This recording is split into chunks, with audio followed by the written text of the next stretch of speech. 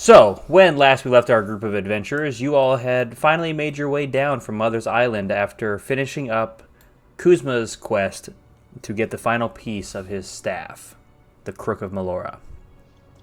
Upon doing so, you guys decided to go take a small detour up to the Rose Academy and allow Vaden to meet some of the Melorian monks that he is learning exist out there outside of just the Yellow Canary branch.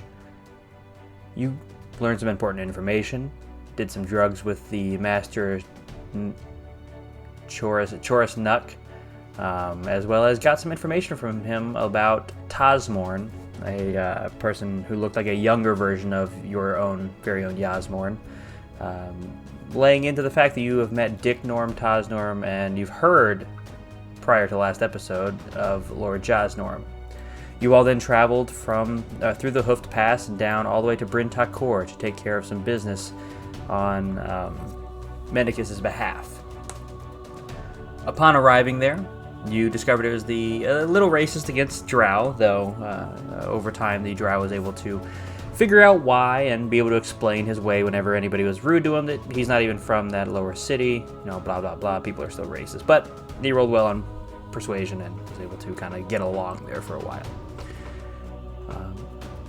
You also learned that Brintakor was home of the world's largest button, that Vaden, doing some scouting, learned it was made of mithril, or mithril, as Mendicus might say.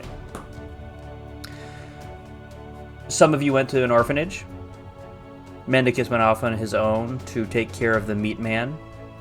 We got a prolonged exposure to his one of the other voices in his head. Then you all met back up after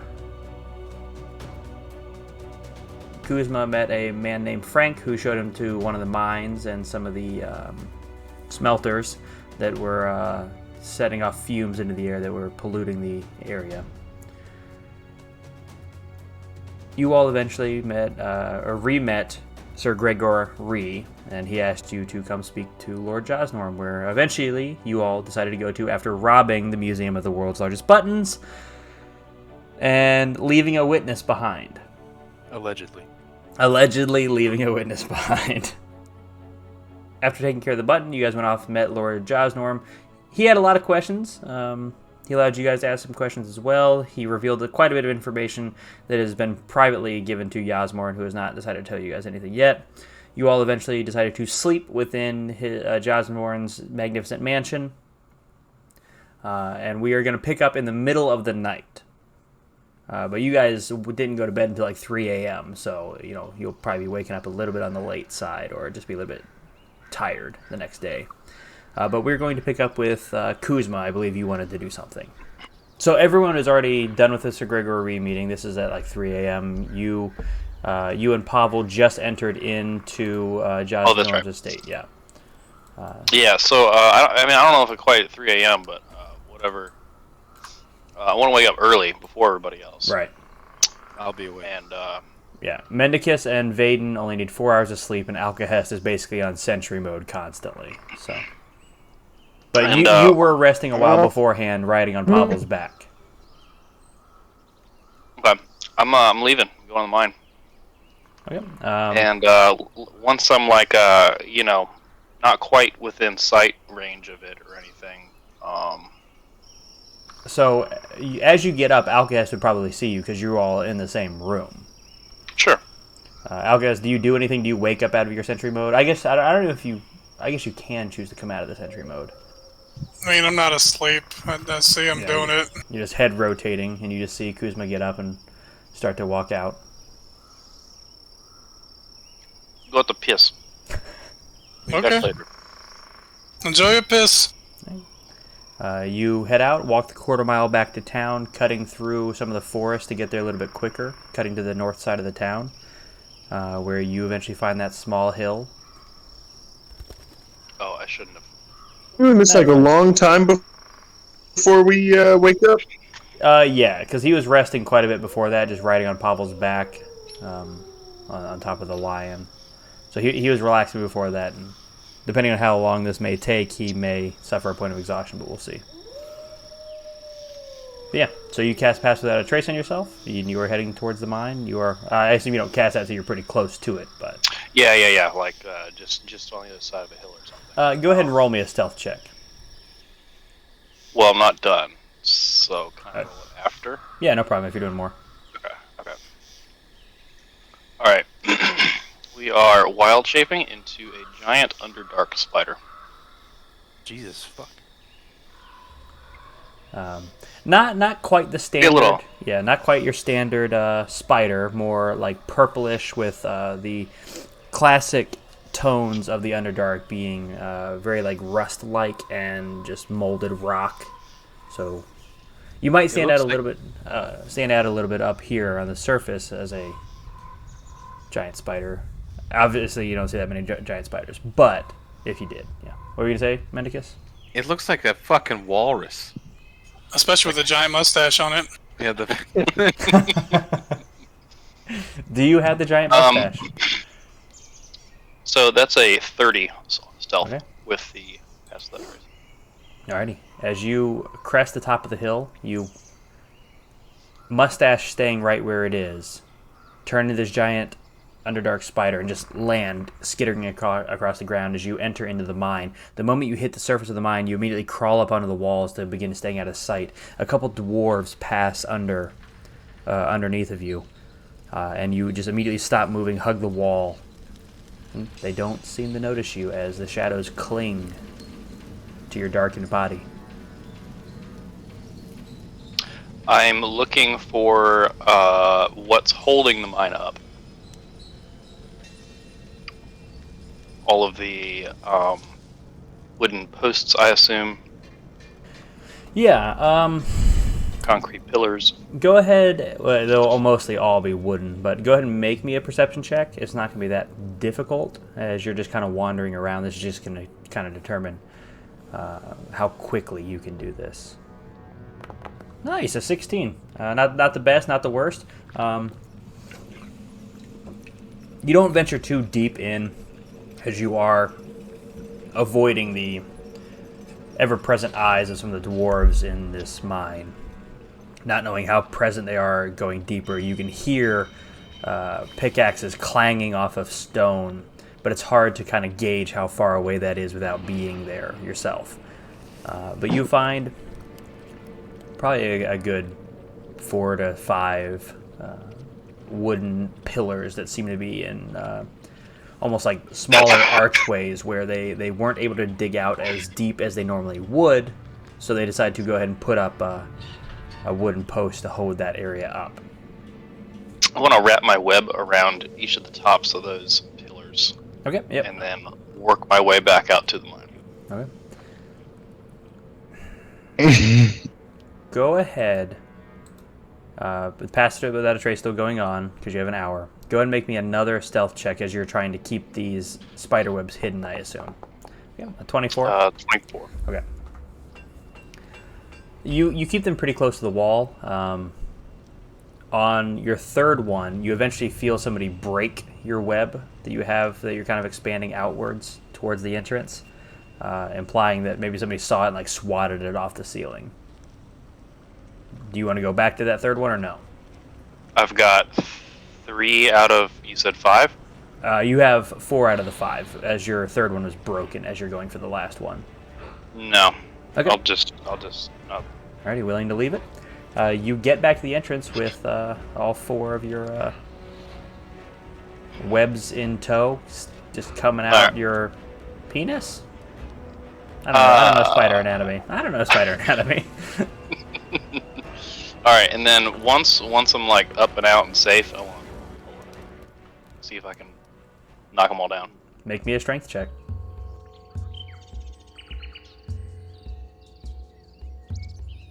Should be an advantage because he's pulling with his asshole. Kuzma, are you trained with asshole pulling? You hear a... but it's not given yet. Can I keep pulling? Yeah, go ahead and make me one more. He's been training his asshole with those Benoit balls. Just this one is not budging. You actually like slip a little bit when off to the side of the mine, you hear, "You looking for some help there, little man?" I think I'd recognize that mustache pretty much anywhere. Nah, come help me pull. I don't know how assholes, strong man. I am, but yeah, we can sure give this a go. Give me a help. Alrighty, make one more check. If you have an athletics check, go with the athletics check. But otherwise, if you don't have an athletics option, then strength is fine. So that's a 17. That's going to be from Frank. What? Oh, I didn't mean to click it. Oh, you did. Okay, sorry. What? Okay, I'll do athletics. Yeah. Okay, yeah. Frank. Is this kinda advantage because he's helping me or no? Either you can roll, or he can roll, or you can roll with advantage. Your choice. Take Frank's roll. All right, yeah, I'll just roll since. Okay. With a combined 23, you Oh, nice. out of your asshole feel the rightmost, or penis. We haven't figured that out yet. I assume one of you is looking this up for me. You feel the right side begin to cave on it. Go ahead and make me one final check. Like his asshole's caving? No, that pillar from the inside is going to be caving. Pull the flank. Pull. Need help. See how he did. That is a dirty 20. It's another 26 as you hear two of them snap, and you begin to hear screams coming within. As you can hear the miners' screams get muffled by the dirt collapsing on them. I don't know if we have time for another one, man. You want to go for one more and risk getting out of here? Wait, are you saying one more mine, or are you saying one more pull? You can attempt one more pull, as you got two of them to collapse. But Frank did say that chances are that this is collapsing now. People are going to be coming nearby, so this last one might be a little bit risky. Last one, let's do it. Alrighty, let's do it. You guys have the same strength, so It comes from something called their spinnerets, by the way. I don't. It's a liquid wall inside the spider. I appreciate it. With your nat 20 and Frank's 16, as he's pulling, his hand slips a little bit, thumb goes up your asshole, and it just excites you, or it doesn't excite you, and just makes you a little bit scared. You pull a little bit harder. Now, you pretty much like get around the edge. You as you're pulling on the edge of the mine, you look off into the distance, and even in your spider, or I guess you maintain consciousness as you wild shape. As you look off and you see these dying trees, these completely dead, almost like decomposing while standing trees, you just get triggered. You get angry, and you just and pull as he's pushing on your body, and you hear the final two snap and break off as, again, you hear muffled screams. All right, man, I think we should get the fuck out of here. I'm not sure we caught everyone in there. And he's already, like, kind of walking away. Yeah, let's go. You can climb on back if you want. Thank you. Oh, no, I don't mind walking. I'll see you later. And he's going to head west. As you came from the southeast. Okay. And I'm scuttling back to the, After your about hour and a half piss, you walk back into Jas Norm's magnificent mansion. Yep. I'll return wild shape.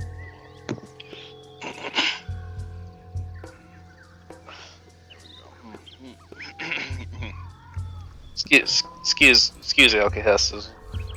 Held it way too long. Kuzma, that was a very long piss. Yeah, Mendicus and Vaden, y'all would be up right around now. I can't open this door. Every time I click it closes. Okay, that's because they're trying to close an it, hour too, and a I half think. ago. Okay, do you have like an internal clock? Like, do you know exactly what time it is at all points of the day? No, I don't have key minds. I've had memory problems this whole time. Well, yeah, I didn't know if you had like a thing to keep you moving or something, you know? Yeah, that'd be a cool feat at least. I used to have a timepiece, but I'd have to recreate it nowadays. So I'm gonna go back to sleep, I guess, or back to resting. I don't. Yeah. If I need to take a point of exhaustion. No, you do that pretty quickly. If you probably had gone back for the other one, rolled lower on perception, and then maybe If you'd failed another one and tried another strength check, we would have discussed that. But you got in and out pretty quick, all things considered. The rest of you all wake up about 2-3 hours later, including Kuzma, maybe a little bit bleary-eyed from your little middle-of-the-night adventure. You eat breakfast. You have that a little heart-to-heart between Alcas and Mendicus that we got to last session, and you guys are out on the road, deciding which pathway you want to take. Go for not the road, and we should fucking go cross country. Well, I mean, do we have a boat? We can hit the water. I thought we were going down south. Yeah, we didn't really just. I mean, at one point we were talking Sarajevo, but we didn't know which way we were going to go about it. Yeah, pass through Sarajevo, but then. Oh yeah, that's why I brought it up, because we just weren't sure where we were going to go from Sarajevo, whether we go towards Tortilleria or right. So yeah, the main goal is this guy right here. But you guys can choose to go through Rogfeder, then Azut, or Tortilleria and take the riverboat down, if there is a riverboat. Yeah. Do you guys ever think that fake... No boat? Get a better phone. What was Pavel saying? I was gonna say, do you think that fake Yasmorn said nothing could leave here, like inside his little fake tent? He meant us. And if we stayed in there, what would happen? I mean, we'll get kicked out eventually, around 2 p.m. probably. I mean, is this like an episode of Saw where like you can't leave? We're secretly chained to a fucking a toilet or something. I just think that anything that you like the drugs, like he said, you can take the drugs, but you can't take them with you. Right. And any physical thing could not come out of there, I'm assuming. But you're What physical. about our stuff? Well, yeah, good point. Maybe we could have taken some stuff, and who would have known? Maybe next time he creates The door is still there. If you guys haven't walked away yet, the door is still on that tree. Maybe he creates his mansion, and next time he sees that the stuff is gone. Squatters' rights! What? Yeah, I think he said water's right. Yeah. Alright. As you all head off on the road north to the crossroads before cutting over to Sarajevo. Sure. Within the first hour of travel.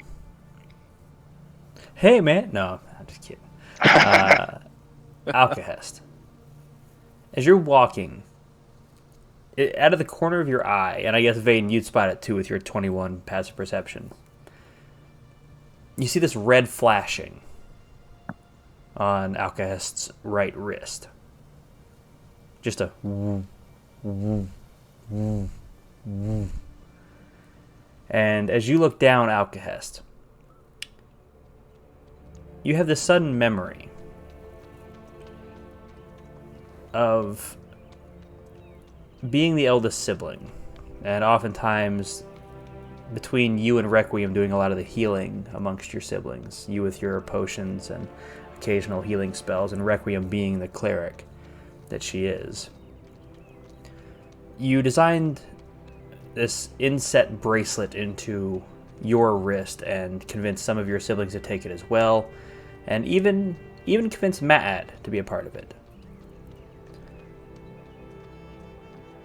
When one of your siblings, for metagame purposes, drops to half HP, you get this glowing red symbol, there's this flashing red on your wrist, so you know that one of your siblings is in danger. If it ever stays red, you know they have fallen unconscious.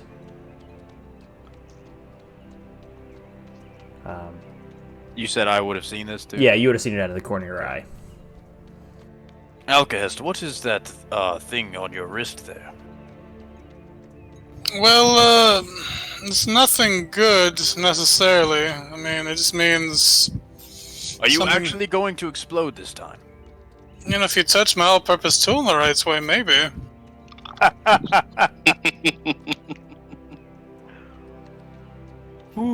Yeah, I volunteer to try. Yasmorn for sure. casts Mage Hand.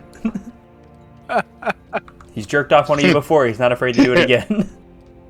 It just means one of my siblings around here may be in trouble. Oh, so they're in the vicinity, or does it have endless range? You just made this up. Was this endless range, or is this close? You never tested the range, like how far it would go, but sometimes it spans city to city. So, but you're not sure of the extent of it. I mean, give or take. I used to make shit all the time. I don't know how far it reaches. It could mean Lilith is in trouble, therefore I don't care, or it could mean somebody who was even closer around here is in trouble. I mean, not to call Mendicus out, but I mean, one of my siblings was for sure in the town with us. Yeah, I got to admit, you sound pretty calm considering one of your siblings is probably dying. Well, I have to agree with you. If Lilith is in danger, I do not give a shit, but I would like to go and take that dagger if she does fall. I mean, I was in a war against 7 of them, so, you know. Well, just pointing out the fact that I want that fucking dagger she has. Yeah, I mean, it'll piss her off if she's not the one dying right now. It'll piss her off even more if she is the one dying. Good, good. Well, maybe we'll run into your helpless sibling on the way. Is there any indication of where it's leaning towards, if that makes sense? It's just designed to let you know that somebody is hurt. It doesn't even tell you who. No, I mean, there's no telling who it is. I mean, hopefully it's not you or... Oh, I'm fine.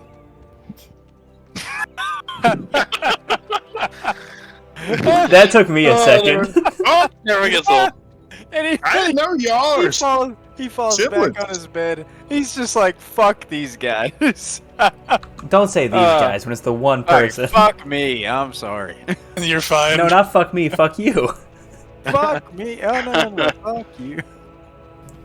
You all continue down on your pathway to on the pathway to Sarajevo, the capital of the country of Freeta.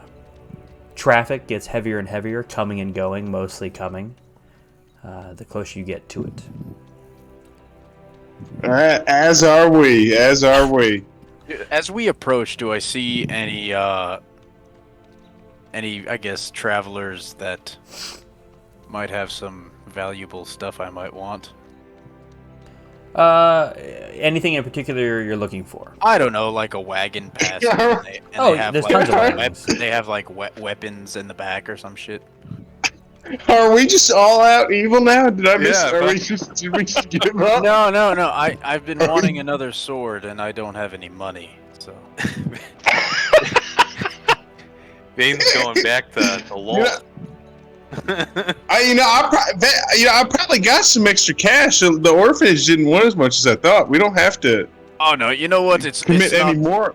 not a problem. I'll find something in town maybe. Yeah, What's 2 years tacked on to 20? Well, 2 years is nothing to me. It's like a week has passed. As you continue down the road, go ahead and make me an investigation check, Vaden. Nice. 17. That's not bad. It's kind of hard to tell, what people have under their covered wagons.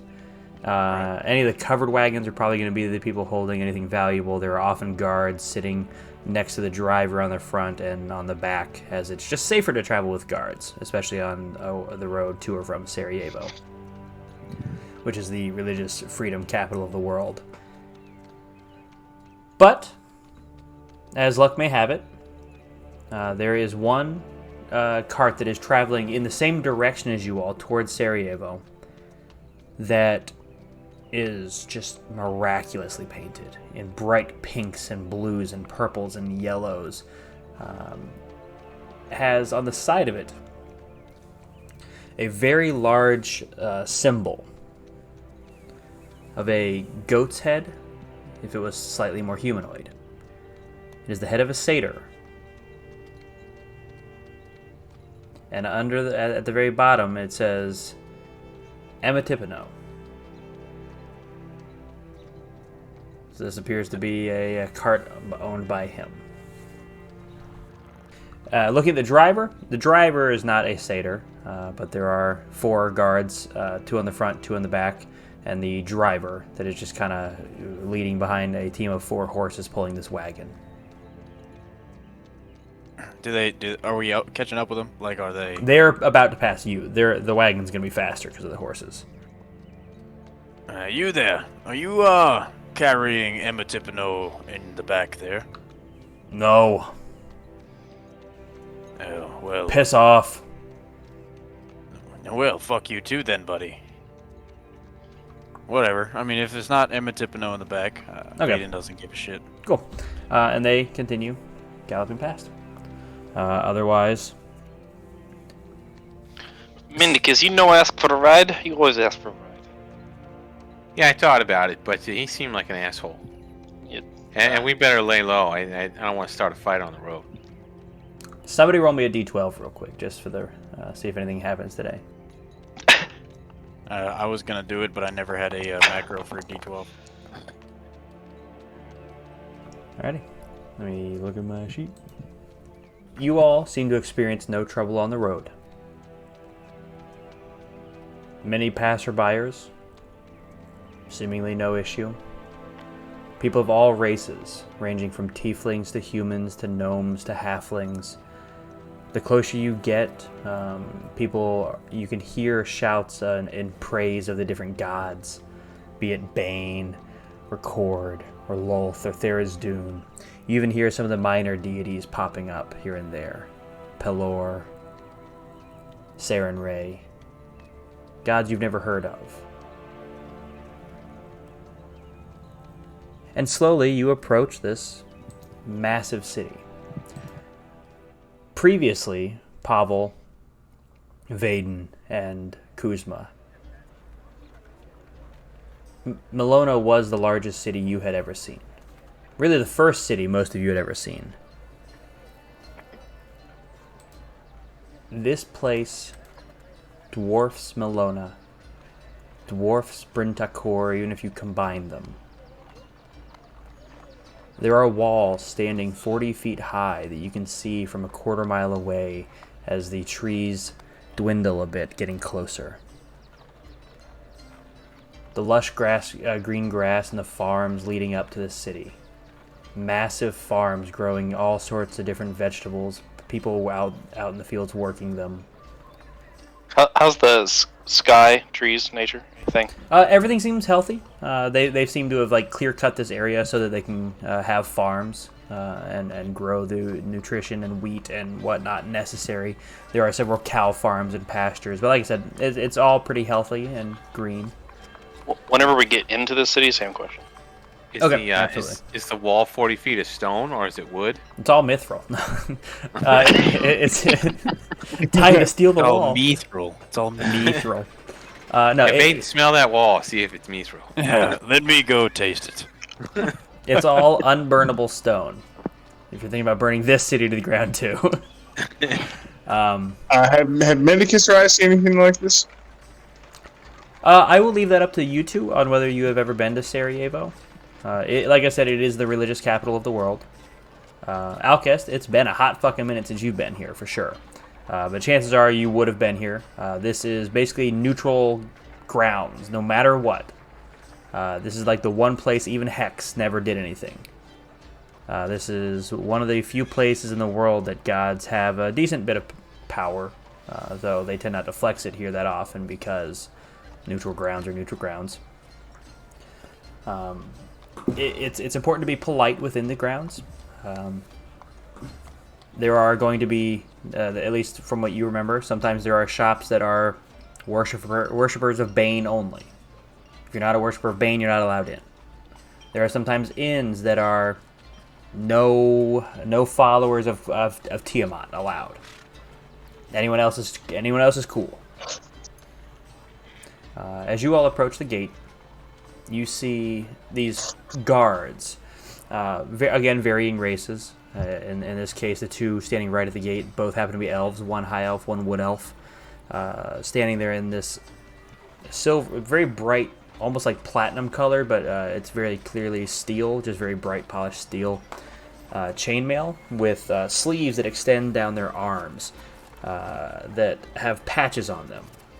They are patches with the 7 Iseropian gods on the right arm, being that of Grumish, Tharizdun, Lolth, Bane, Tiamat, and Asmodeus. And then the 7 Anakai gods, being Melora, Azuth, the Raven Queen, Ayun, Cord, Bahamut, and Lathander. And I skipped Sirik on the right-hand side, sorry. They have these 12 or these 14 patches, 7 on each arm, just kind of brandished, showing that they try to be neutral in these cases. Who is noticing that? The patches? All of you would be as you're approaching Sarajevo. The opening, the guards at the entrance. Can I ask the high elf which arm he jacks off with? Make a persuasion check to get him to answer. Terrible. I don't think it worked anyways. I was just that was better. seeing if I could get them both to or get him to break neutrality there. Okay, yes, I see symbol of Melora on one side of arm. What is the rest of symbols or those other gods? Yeah, they tend to be the other gods.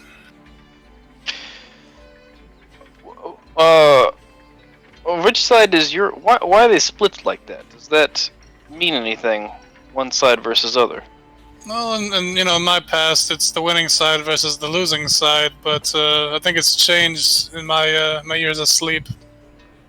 Which side was Melora? With Ayun. He has the winning side. Do you ask that question close enough to the guards for them to hear it, or as you approach? Because I don't want to call too much attention to like asking about like somebody. I would have said it pretty privately, not loud enough so everybody could hear me. Yeah, no problem. To the cards or anything. As you approach, go ahead. I was gonna say maybe they could like, if the guards might notice me like looking at them and like, kind of pointing a little bit, that sort of thing. But yeah, as you seem to point and look a little confused, the wood elf will speak up and say, "Is this your first time to the city?" Da. Let me, I guess, explain to you how things are going to work here. This is a religiously diverse city. We are home to every deity that we can think of that has been risen into the pantheon. The 14 Prime take up the center of the city, and anyone who lives in the city lives in the outside, give or take 3/4 of the city. You'll find many shops.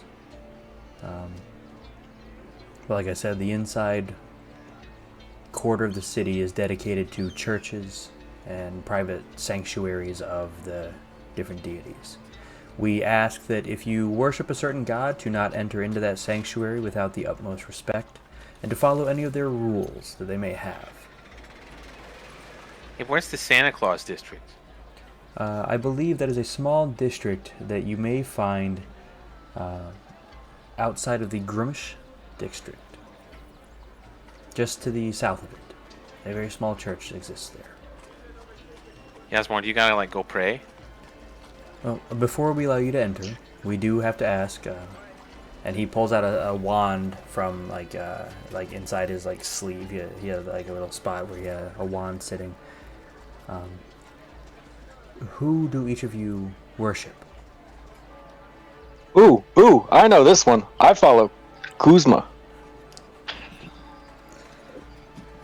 He looks at the high elf. The high elf like shrugs. Could you describe to me what the symbol of Kuzma may look like? He make mistake. That's my name. He mean Melora. He lose mind quite a little bit back ago, and we just keep them around. He gently takes his wand and presses it against Pavel, if you have no objection. Nope. Okay. Well, he placed it against Pavel. I didn't. I mean, I don't know. I don't think Pavel's really doing anything for himself. So. I would like to point at Kuzma's mustache, because, like, that's the symbol as he touches me. But he pulls back his wand. So do you worship Melora as he says, or do you worship him? No, Melora, but can you believe a mustache like that? It is quite impressive. Haven't even seen such a mustache on a dwarven sailor. And he gives like a small like twist of the wand, and now setting on top of the fur of Pavel is the symbol of Melora. And he does the same to Kuzma. And the rest of you all? We can start with the drow if you'd like, or the high elf, or the human. Yes, I worship the goddess Elustre. Elustre. And the high elf whispers, and you hear the moon and the sword. And he presses the wand into your arm, and when it pulls back, there's a small, very crescent moon with a sword going through the middle of it.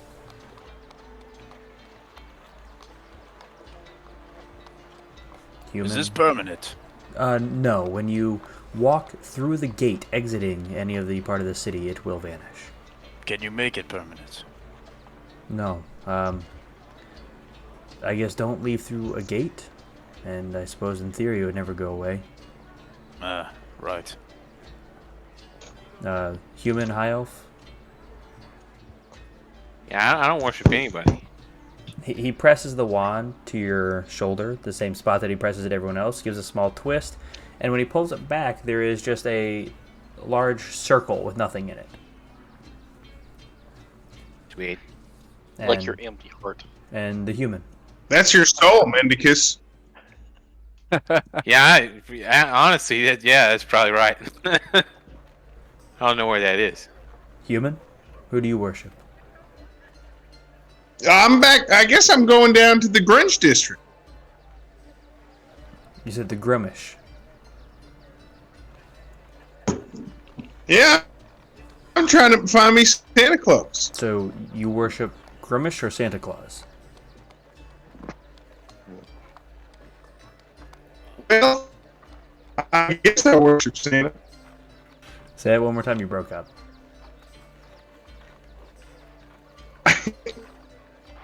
I worship whoever can fix my internet. He said. He worships whoever can fix his internet, I think is what he said. Yeah. He said before that, I guess I worship Santa Claus. Okay. As he heard Santa Claus, he puts his wand to your arm. As he pulls it back, there is a beautiful, like stereotypical looking snowflake with a red hat with a small like plume or pluff on the bottom of it. Alrighty. And otherwise, the two guards step out of the way, and you are permitted into the city. It is. Y'all. It feels like I got a voice. I'm losing my voice. I must have been screaming a lot recently. Why were you screaming, Osborne? I just felt guilty over recent events.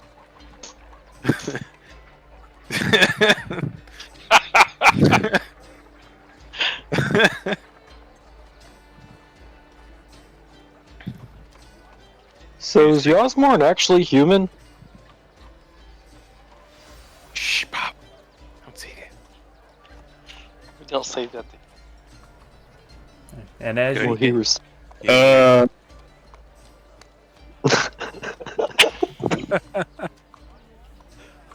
as you all enter into the city, there are shops everywhere. There are carts set out with like cabbages in them, people hawking their wares. There are tailor shops everywhere. There are cobblers every few blocks. The streets are 15, 20 feet wide with carts running down the middle of down the center of them with pedestrians on the sides.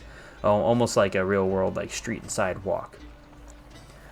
There are just almost in a beautifully like diverse way, just a mishmash of all the different races, people calling out. You see symbols of the gods all over the tops of these. You see a couple of them that have a fist or a hand or an eye with an X through them, implying that those deities are not welcome. Anyone who worships that is not welcome there. You guys have the city of Sarajevo. What would you like to do? Look, Pavel, I know what you're thinking. Why didn't I correct him when he called me a human? Well, I've started to realize I just look so much like him. I think I'm pretty short for a gnome, is what it is, and people often confuse that for another race. I've been confused for a dwarf before, an elf. I can tell you this: I've never been confused for whatever the hell Vaden is, and I hope I never will be. But people I think I'm just sort of race neutral, and so I've just learned to accept that. Are you saying there's something wrong with being a drow, Yasmor?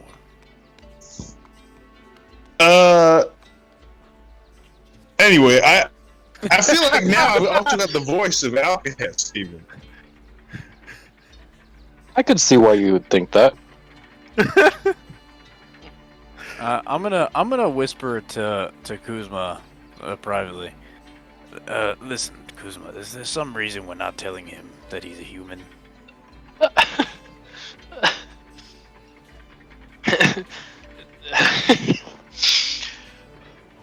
Do you want to be one to tell him? Because I sure don't.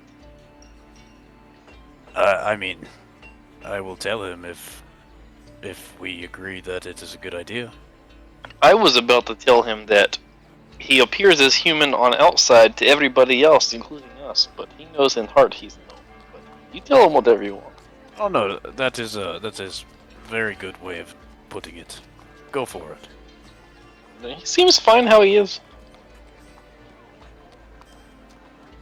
Yeah, I don't think y'all should tell Alcahest anything.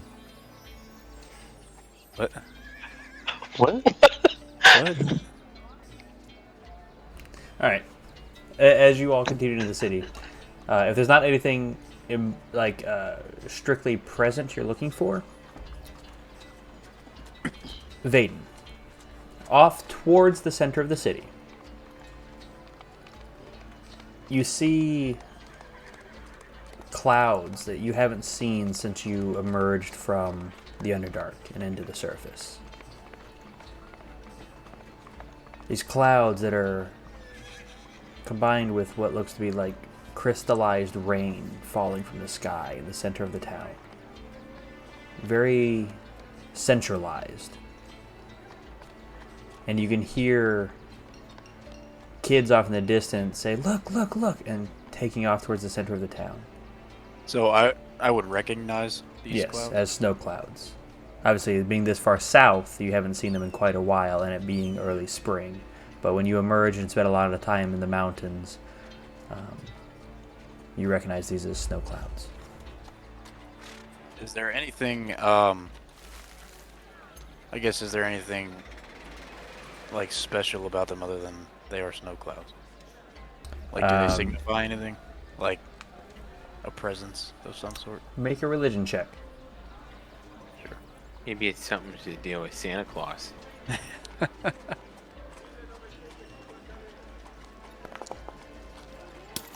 Jesus Christ. With a 1, no. It's just really fucking strange that it's snowing on the last day of the early part of spring. With mid-spring you're pretty much in the dead center of spring right now in a southern city. And you haven't seen snow since you were up high up in the mountains of Mount Kamiri, and again since you were way up north. Okay, Hess, do you know anything about these snow clouds appearing this far south? I mean, I don't really know everything about the weather. That's pretty much what I was getting at. Yep. With your 12, make me a wisdom saving throw. No flashback with your 16. But with your 12, you do recall that snow is one of the signs, usually one of the earliest signs, that a deity will be born into the world soon. It is one of the universal signs of strange weathered patterns occurring in places where they shouldn't. In this case, snow in the middle of spring in the far south. Not the far, far south, but in the farther south than snow normally would be this time. Well, I'm gonna head to the snow clouds anyway. I mean, if it's what I think it is, it's a weird sign. Maybe we should go check them out. Everyone seems interested. I was always taught that was just a god scratching their bald head and dandruff falling out. Yasmorn, you would be particularly excited by the snow. Dandruff. Huge dandruff. Does this remind me of home? Not just home, but it more reminds you of the fact that the first snow of the season means Santa comes to visit. Mm. Oh shit! Have y'all seen snow yet? No. Yeah. You guys were literally just up in Mount Kamiri where it was actively snowing. Mendicus, no. Never seen it before. That wasn't all bird shit?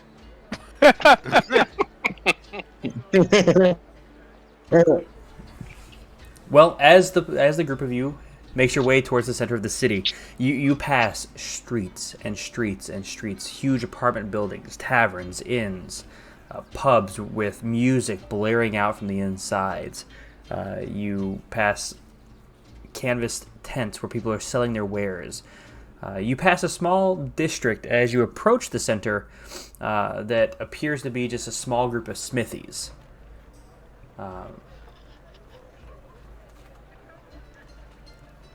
And eventually there's a small, 15-foot wall, alabaster white. Just these, massive, well, not massive because it only goes 15 feet high, but it's basically just a bunch of continuous archways leading what appears to be in a large circle into the center of this town. Over the top of the one right in front of you all, it says the Sanctum. And you can see a couple others. It says the Cemetery and the Grove. I'm going to go ahead and tell these out loud which deity these belong to because, Alkesh, you would remember this. And then there's off to the side a small sign that kind of gives a map of each of the 14 entrances and which the god, or just the names of the entrances. But you have the Grove of Melora, the Sanctum of Azuth, the Cemetery of the Raven Queen, the Anthenium of Ayun, the Battlegrounds of Grumish, the Asylum of Tharizdun, the Den of Lulth, the Bluffs of Sirik, the Gardens of Cord, the Sovereignty of Bane, the Wings of Bahamut, the Court of Lathander, the Scale of Tiamat, and the Pits of Asmodeus are the 14 entrances into this area. And I will put those in Discord real quick. That Asmodeus one. We got one of his books. Yeah, man, there's so many. You think we can sell it for or maybe we can trade it to launder this fucking giant thing of Mithril. I mean, I was gonna probably go back there with the Smiths and try to rent out the space and work it into bars, maybe. Oh. Easier to move around as bars than it is a giant chunk of ore. That's a good point.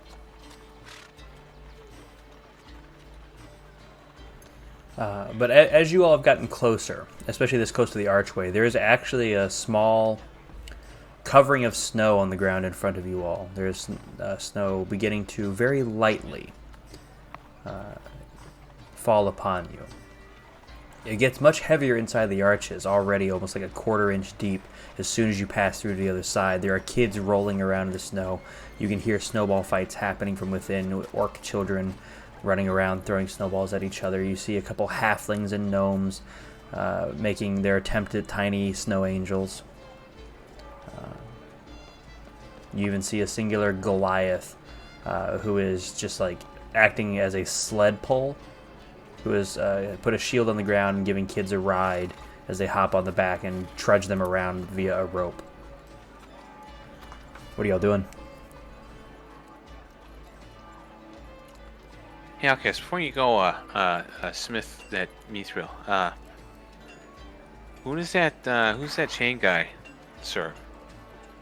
There is Dune. Oh, okay. He's in one of these circles, right? Yeah, I mean, if you, yeah. The asylum? That doesn't. Oh, that sounds like a place I should be at, anyways. I think I might head over there. Good luck. If you need, just shouts. I'll probably be smithing, maybe. It sounds like you'll definitely be able to hear me over. If you Yeah, I think shouting at the asylum will be unique. If I come back in a jacket, don't let him take me. I'm interested in going to the Grove, but I don't know how much you want us to split up. That's totally up to you. If you guys are splitting the party, we can do that. If you guys want to go from one to the other, we can do that as well. Well, look, I'll go find Santa's people later. I can follow one of y'all for now, and then we can go find Santa's people after. Yeah, I kind of want to meet Santa too. Yeah, I'm interested to see how Mendicus act in this asylum.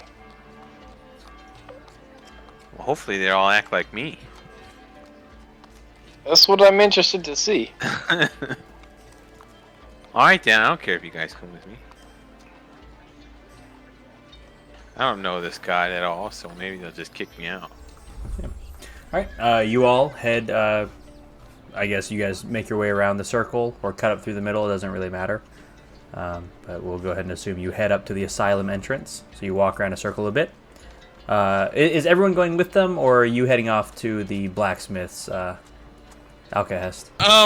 I'd need Pavel, because he has the giant chunk of fucking ore. I'll go with you. Thank you, Pavel. Okay. I don't want them to think I'm Asylum too. Smart move. I may give you enough credit sometime. Why? What does that mean? Nothing. Go on. You do good. Thanks, Kuzma. So, yeah, probably the smartest thing he's done in a long time. So, Pablo and Alkesh, you guys head back off towards this large foraging district. The rest of everyone goes towards the Thayer's Dune, the asylum entrance. Who wants to go first? Into the asylum? I meant, like, who wants to go first? The group of two or the group of four? Huh. I mean, I don't care. Yeah, I mean, Alcahest can start his smithing, I guess. Mine's not gonna be that interesting. Then Well, let's get it out of the way, get it then. over with. Yeah. So you head back to this district. Is there anything in particular you're looking for in a forge? I guess more of a shadier place. Shadier or shittier? Or both? Shadier. Okay. Go ahead and make me an investigation check then. And if Pavel's helping you, you're welcome to do it at advantage. Yeah, Pavel's helping. Yeah. If anybody knows shady shit, it's Pavel.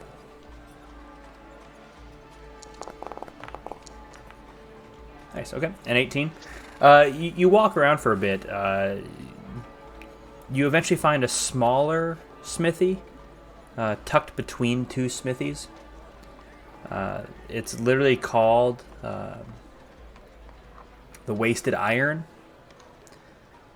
It is run by, from what you can tell, 5 dwarves who as they're not like they're taking turns either putting the metal into the furnace. One person is pumping the air into the furnace. You have one person ready with tongs and one person ready with a hammer. And then the fifth one is off to the side drinking out of a flask. And they just rotate on who's doing which job. As they take it out, they hammer it, and then they all switch places. So they're taking turns being wasted and using iron. But yeah, the two of you enter in, and they have not looked up, they have not paid attention, and they seem to be loosely working on a warhammer. Hello, gentlemen. I was looking to work a shit ton of mithril into bars, if possible. Yeah, knowing to wait and not like interrupt them, you catch them in a rotation. They all look up at you. They immediately look over at the bugbear, assuming that he was the one talking. Say, "Oh, you need us to work your mithril. Aye, we happy to work your mithril. Aye, you just give us a. Depends on how much you want and what's the work, and how much we're gonna charge for it." No, I was looking to. Oh, what get the as much fuck? of it. What the fuck? A talking construct? What the fuck? How you doing that there, bug? Are you a wizard? By law, you have to tell us. I was just looking to, get as much of it processed as I can, and then you can have the rest.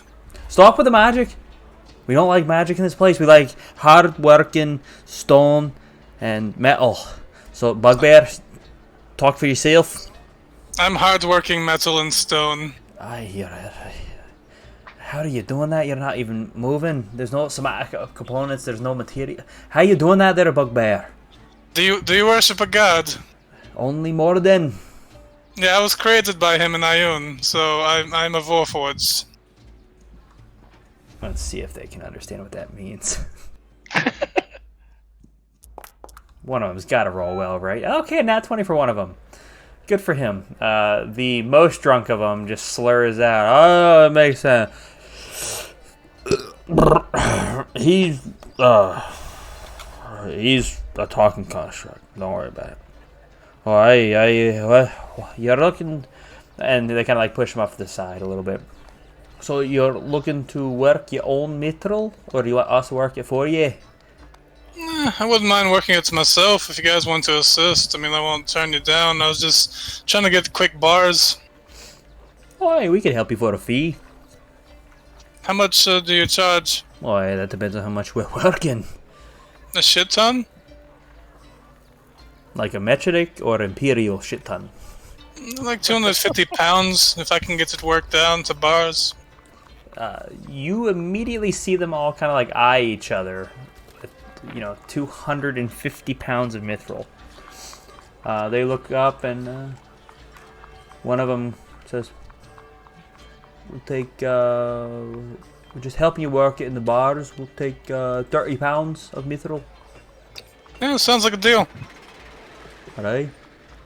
And over the next little bit between Pavel being handed a flask and getting to join into the circle and the flask being passed to you, surprisingly, some of these people take a very long gulp out of this flask, and it never empties. Very recognizable as a never-ending flask. Not bad. It's actually not that bad. It's not the finest whiskey you've ever had, but it is a rough dwarven whiskey. Has a nice earthy aftertaste.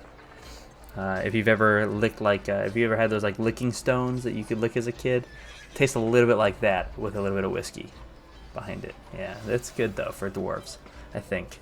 And I respect this because I too don't get drunk that easily. Aye. We don't get sober that easily. Another pain.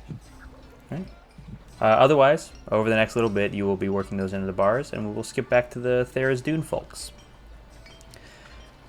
The four of you enter in to the asylum, this archway that leads into a street. On the right-hand side is a very well-presented church. Let me pull up the symbol of Thera's Dune so I can show you all. While we're waiting here, your drunken dwarf impression, holy shit. That's pretty good. Thank you. It's like I've been drinking. Yes, impression. No. That is one of these symbols that you see. The main big symbol is just this like swirl of purplish, blackish, put up on the side of this church. Very nicely put together, very structured. There are several dozen people walking around with chain necklaces. They tend to be wearing dark gray robes. They are walking around very nicely greeting everybody. Some of them are holding out hats, collecting tithes for those who worship Tharizdun. There are pretty much everything that could possibly hang down, lanterns from posts, signs, everything is held up by just the most beautifully ornate chains you can see. Multi-hewn, well-structured, everything looks very, very nicely put together. I knew it, these people are crazy. I guess I'll go to the church and see if they'll let me in. Yeah. You approach the door. Instead of handles, there are just some chains to pull on. As you pull. Yeah. As you go to pull, one person steps up to the side of you and says, "Please, let me get that for you." And he grabs the door. We're crazy. Yes, we are all crazy for Tharizdun, aren't we? As he just pulls the door and does the stereotypical bow and hand moving pass to present you in. Thank you. You're very welcome. Welcome to the asylum. Can I leave whenever I want? Of course. Why would you not be able to leave whenever you want? Now the question is, will you be so happy here you won't want to leave? I'm going to turn 360 degrees and walk right in. Alrighty. You do a nice little pirouette and enter on in. A little different from the outside in how immaculately presented it is. It's a little bit darker in here. There are large lanterns hanging from the ceiling, some of them varying in height from 5 feet off the ceiling to 12 feet off the ceiling, hovering. If Pavel was in here, he might bump his head on one of the lanterns. They are all hung up by chains. The pews, though there are only a few, look to be made out of chain with nice padded seats on the edge. Up at the front, there is a dais, I'm not sure how it's pronounced. There are a couple people in dark gray robes with a chain necklace that, not like a collar, but literally a chain necklace that hangs down around their solar plex. Also have a couple chain bracelets on. Who's got the biggest chain? There is a drow, actually. That is walking around. He's got 2 chains on. I don't want to talk to fucking 2 chains over there. Okay. There is there like a Rampage Jackson somewhere in there? No, there is a tiefling walking around who seems to be in charge, who actually has a crown that appears to be made out of chains that just goes around her head. Talk to her, or it, whatever it is. Is it a woman? It is a woman, yeah. Okay. She is a woman. You can never tell when they have horns. Yeah. Long tail hanging off the back. 2 horns that actually seem to go up between the chains. The chains seem to be set around her horns, the chains are big enough that they can fit. She is wearing very dark gray robes. Hey, in charge lady, I was wondering, how do you talk to your god? Are you asking how I speak to Tharizdun? Or how you may speak to Tharizdun? How I would, I guess. This is the asylum, home of those who worship Tharizdun. If you would like for me to pray on your behalf, I would be happy to for a small donation to our church. Otherwise, as she motions to the seats. Sit and pray to your heart's content, and may he hear you in his house. Is there like a sitting fee? No. Okay. How do I talk to him or Osmore? Well, we accept a donation through one of us, even if he wasn't our main god. The money of any god is welcome here in the asylum.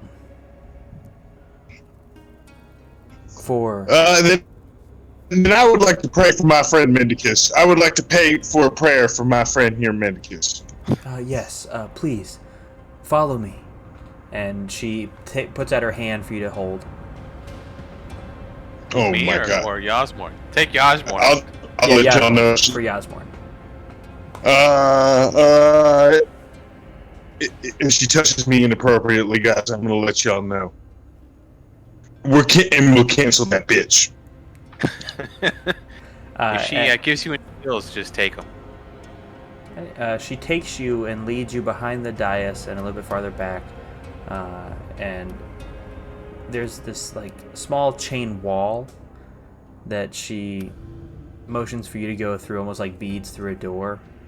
And you sit on one side and she sits on the other side. There's a bunch of tiny chains that you can actually kind of see through, acting as a barrier between you and her. As Mendicus wants to maybe take his seat and do his prayer, you are seated next to, though, kind of able to see this tiefling. What is the prayer you wish for me to give to the god there is Dune, young human? I think that old age has been eating away at Mendicus's brain. And, sometimes he's just out to lunch, and he's just not quite himself.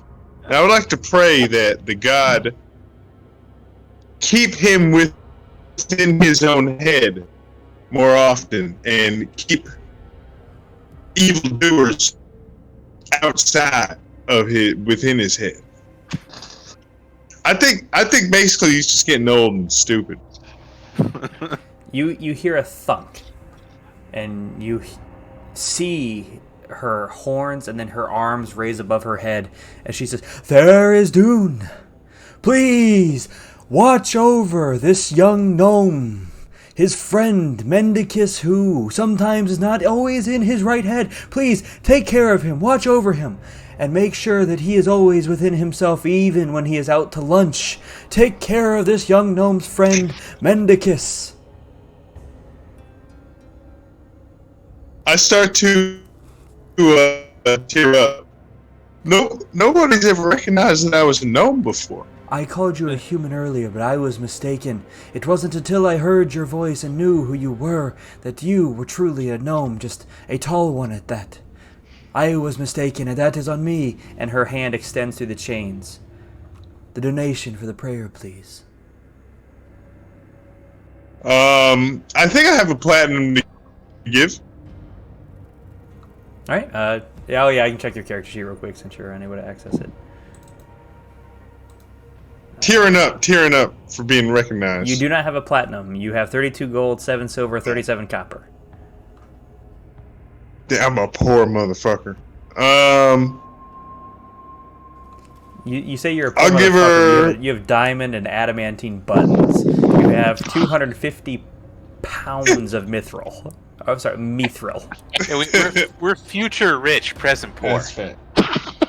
You don't have any liquid cash. I've got a lot in crypto. Yeah. I'll give her 10. I'll give her 10 gold.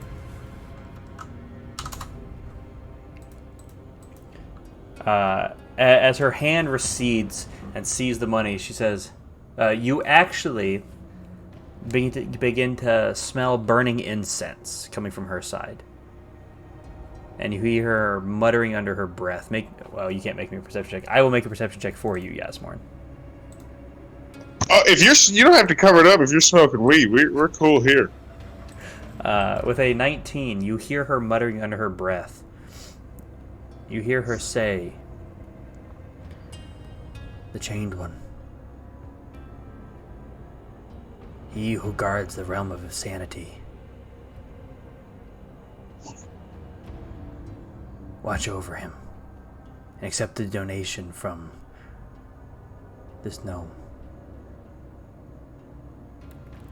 And then there's an abrupt cutoff of the incense, the smelling of them.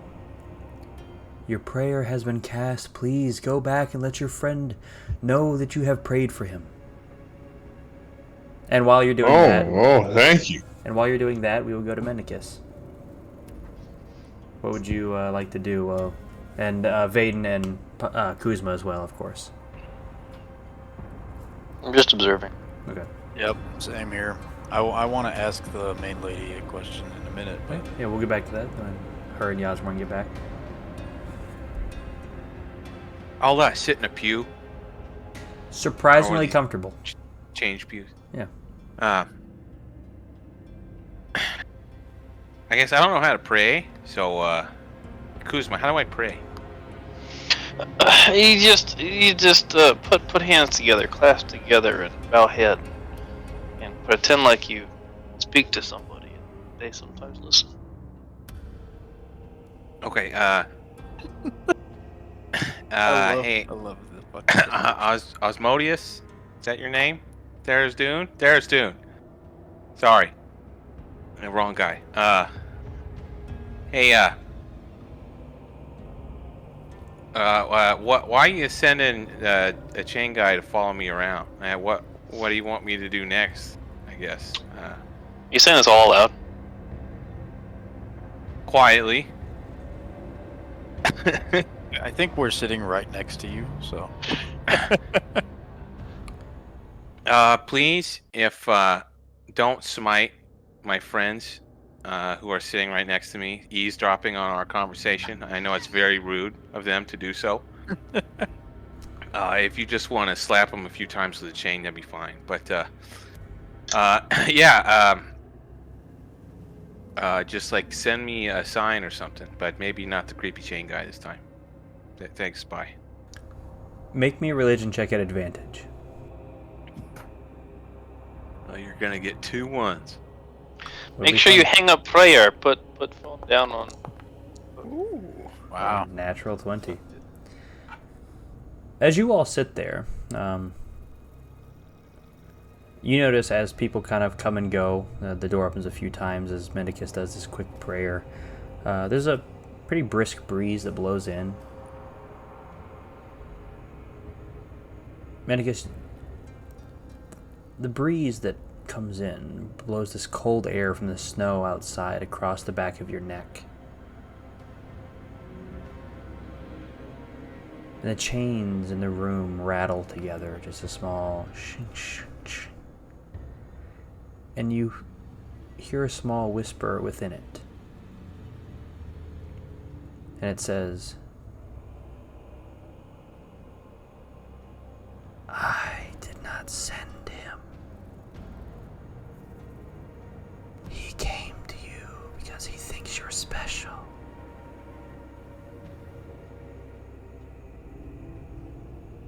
Wait, did you say he hates me? No, he came to you because he thinks you're special. Oh. Sorry. He gives you power. No, wait, I don't get power from Terrace Dune? Do you ask that? Yeah. Again, as the next person enters in, the same clattering of chains, and you hear, "In a way, he has no power without me. But he chose you." Is this some kind of like MLM scheme? Am I the fucking downline to you? Make me another religion check. Just straight religion, no advantage. That's better. Yeah, there's no response. God damn it! I'm part of a goddamn multi-level marketing scheme.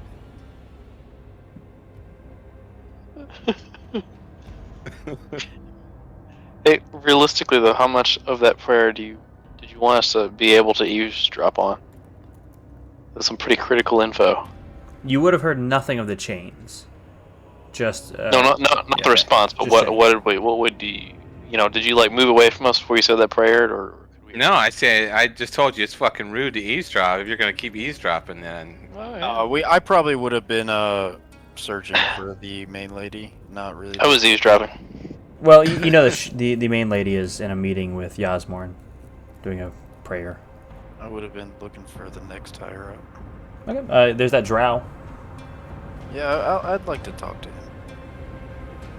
But after they're done. Yeah. So you got the prayer going on that eventually cuts off as he asks about the MTM, or sorry, the MLM. Yeah.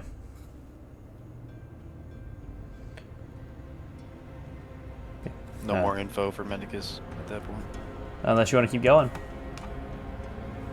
no, he quit responding to me. I know what game I'm in now. All right, But I've sold my soul to. I'll approach the drow. Hello. Yes, it's good to see another one of my kind around here. That is a different symbol on your arm than one of Tharizdun, brother. Right, well... Should we go to the guard and have them change it? I don't believe so. The only thing that matters to me is that you do not serve Loth. Made it out and spiteful. Understandable. Right. May I ask why you stopped following her? Tharizdun found me. In my darkest times of wandering the Underdark. You may have been lucky. Found your way out. I was not so lucky. I wandered down there. For 102 years. Alone in solitude. Fighting. So many beasts, so alone. You see any of those seal spiders? Or the walrus spiders, sorry. You're praying. Well, I mean, if he was done, if he would have followed me, that's fine. It was so alone until Tharizdun found me, guided me, led me from that hellish place. Loth left me there by myself, but through Tharizdun I found the sanctuary, the asylum, my home, my duty. Tell me of your venture from the Underdark, on your way to worshipping Tharizdun, and away from that wretched Loth. Right, well, I am not here because I worship Tharizdun. I am only here because of my friend over there, and I point to Mendicus. He is here on a self-discovery mission. Can I scream? Not a multi-level marketing. Right when he points to me. Why is he here praying for Tharizdun when he has the symbol of no god on his sole shoulder? Why? I believe he is not sure, but I believe you would take him in if it so be. Right? Of course. Well, Of course. I have a friend who could be happy to teach him the ways for 50 gold. The MLM. I just joke. Him and 9 other friends. If you get him and 9 other friends to pay 50 gold, I'd be happy to teach him the way. Well, I too once wandered the Underdark, and I felt a pull to the surface world. I am now on a mission to redeem my family, who follow the goddess Loth. The wretched. The wretched. And I see you have some contempt for her. Of course, she left me alone. She left me wandering. She left me scared and afraid and by myself. Then why not rise against her Oh, I and do. help me? We may follow different gods, but we have the same wants. Now that is something we could have a discussion about. That is something I would be very interested in. Well, maybe I will see you on the way out of the city. Maybe.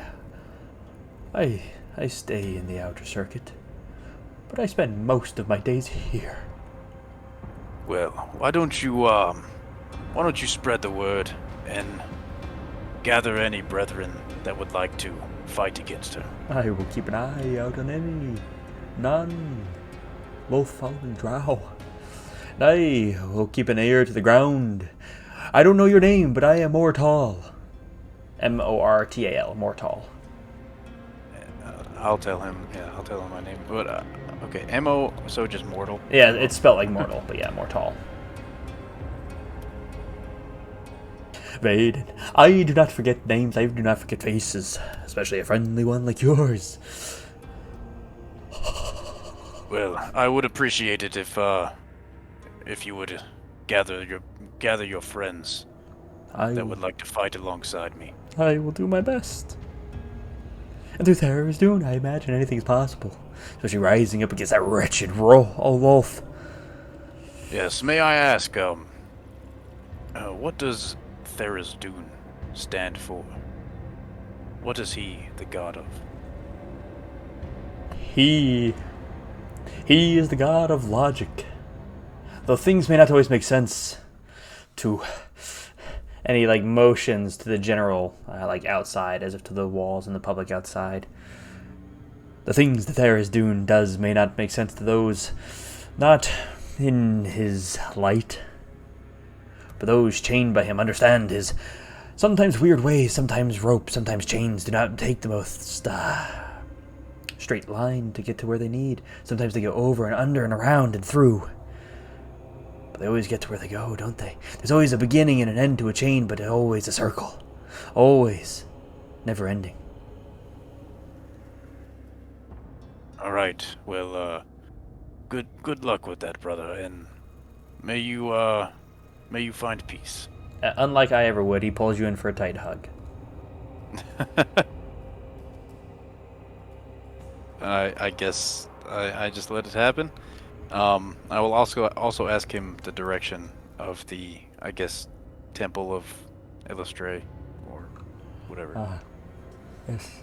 Illustre will be located right between the Anthemium and the cemetery, between the Raven Queen and Ayun. Thank you. And then he lets go of the hug. I walk away back to Mendicus. And Yasmorn, you be coming out right about now, too. Hey, y'all, so it turns out if you pay more money, you get an even better prayer. This is like the coolest religion ever, you know?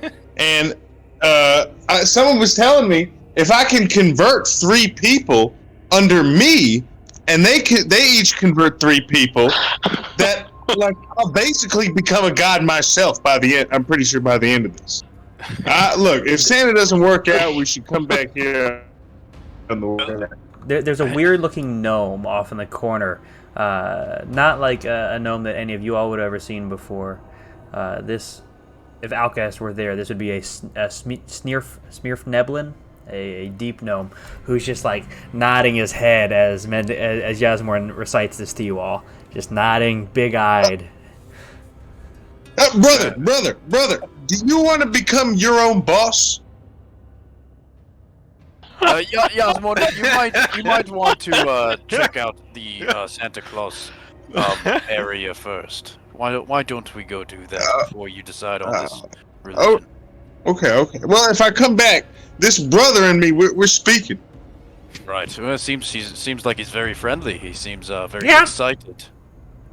Yeah. All right, and otherwise, you all exit the premise of the Asylum Church, and we'll go and take our break there. No, you got to do that voice again. You gotta go back. You gotta go back for little Teddy. Mortal sounded a little bit Fila Hapanaki there for a little bit. Yeah. I guess with a slight voice wavering in there. Yeah, I can hear it. like a vampire ghost Fila Hapanaki. I tried to switch around the different voices quite a bit. All right, yeah. Kuzma, good time with a drink break. So. Drink break. Yep.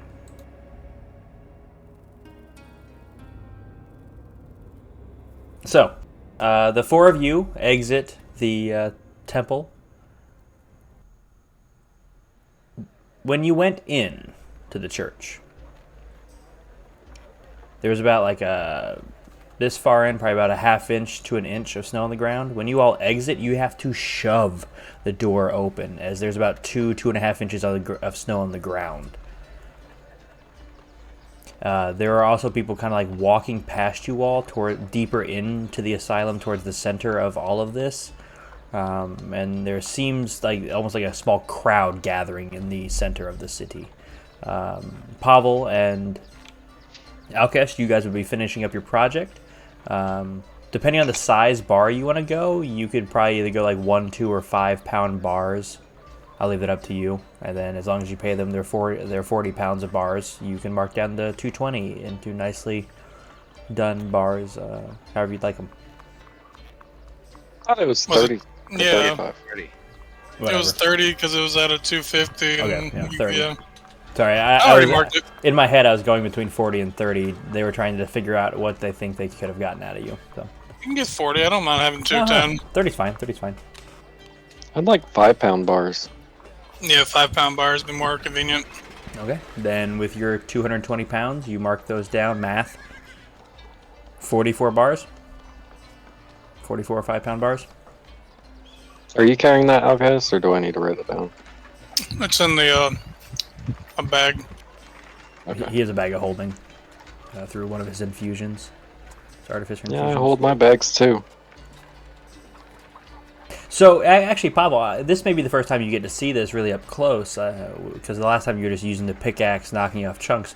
But you literally see Alcast with this moderately sized satchel, like bag, and he is just taking bar after bar after bar, all 44 of them into this bag, hand going the same depth every single time, just putting these bars in, and never seems to get more full. And then he picks it up with no problem and puts it on his shoulder. Or however you carry it. Yes, they said no magic in here. What do you mean no magic in here? That bag. No, they just thought that was a construct. Typical shit. What are the two of you all doing? Pavel and Alcast. I really didn't have too much planned, honestly. Catching up Do with you people? want to try to find the other ones, or? Yeah, we can go to the asylum if you want. Like I said earlier, don't want to be caught. What do you mean caught? I feel like they might think I'm too dumb. I know there's plenty of dumb people in this world. You're not crazy. So you're saying I'm safe? You should be fine. Plus, I mean, if they try to take you down, you can fuck them up anyway. I like the way you think. All right, what are the four of you all doing? Because they're going to get there... depending on how quickly you guys make a decision, they'll get there around the same time. I mean, I don't care. We can go to the Santa thing, or I want to go near the Raven Queen because of illustration next to it.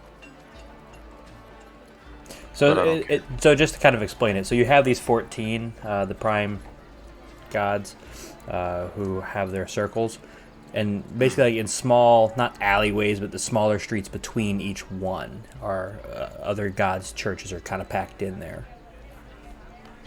Be it Pelor, Saren Ray,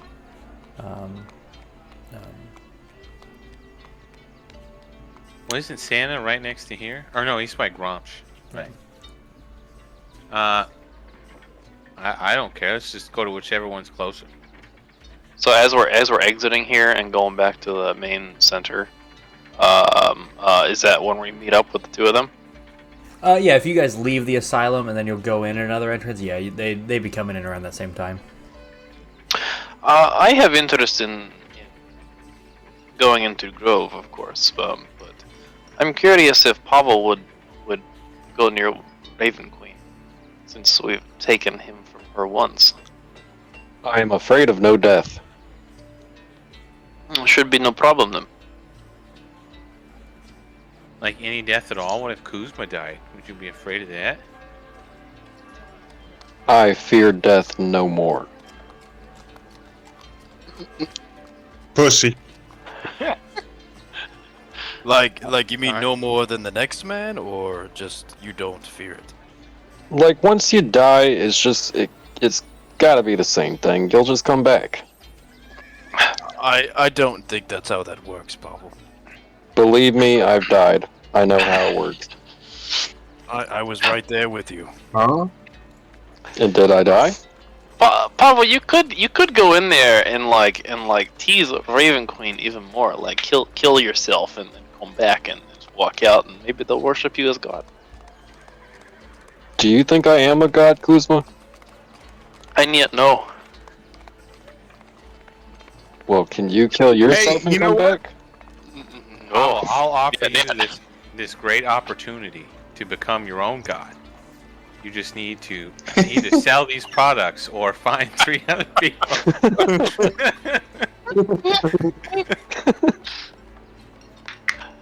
Once you get 18 Can you down get the line, other you're people officially a god title. How many times do I have to die to be a god? You die right now. Die right now, right in front of us. Don't do that, Kuzma. What would happen if you didn't come back one time? Well, then I think that would probably be my last time. Yeah, you afraid of that? I'm not afraid of it. About this All time, right, let's try. a human comes and puts his arms like kind of open and around the construct and Vaden. Right, his mind construct, so Alcest and Vaden. He puts his arms around you. He's a young human, long blonde hair, shaggy, wears a kind of a tattered green cloak. His symbol on his shoulder is a dark green background with a black-handled and very pale green blade of a scythe coming off on it. And he kind of leans in and says,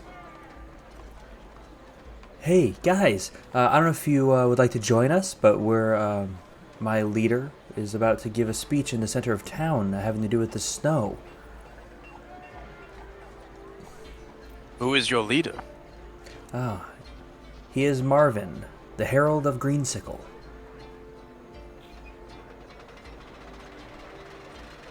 Will there be snacks? I'm not exactly sure on that. I don't think so. It's a pretty impromptu thing. We're just trying to gather folks and get them in there to hear his word. Doesn't sound impromptu. Sounds like you planned it and now you're trying to gather people.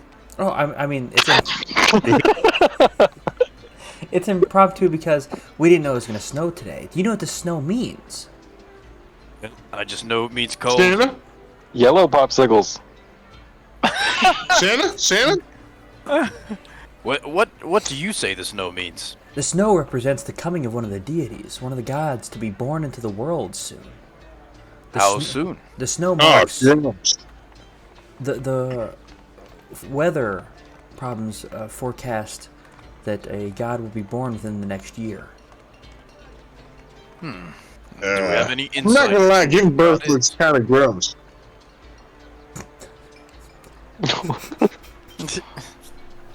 Straight, uncomprehensible Yasmorn talking over Vaden.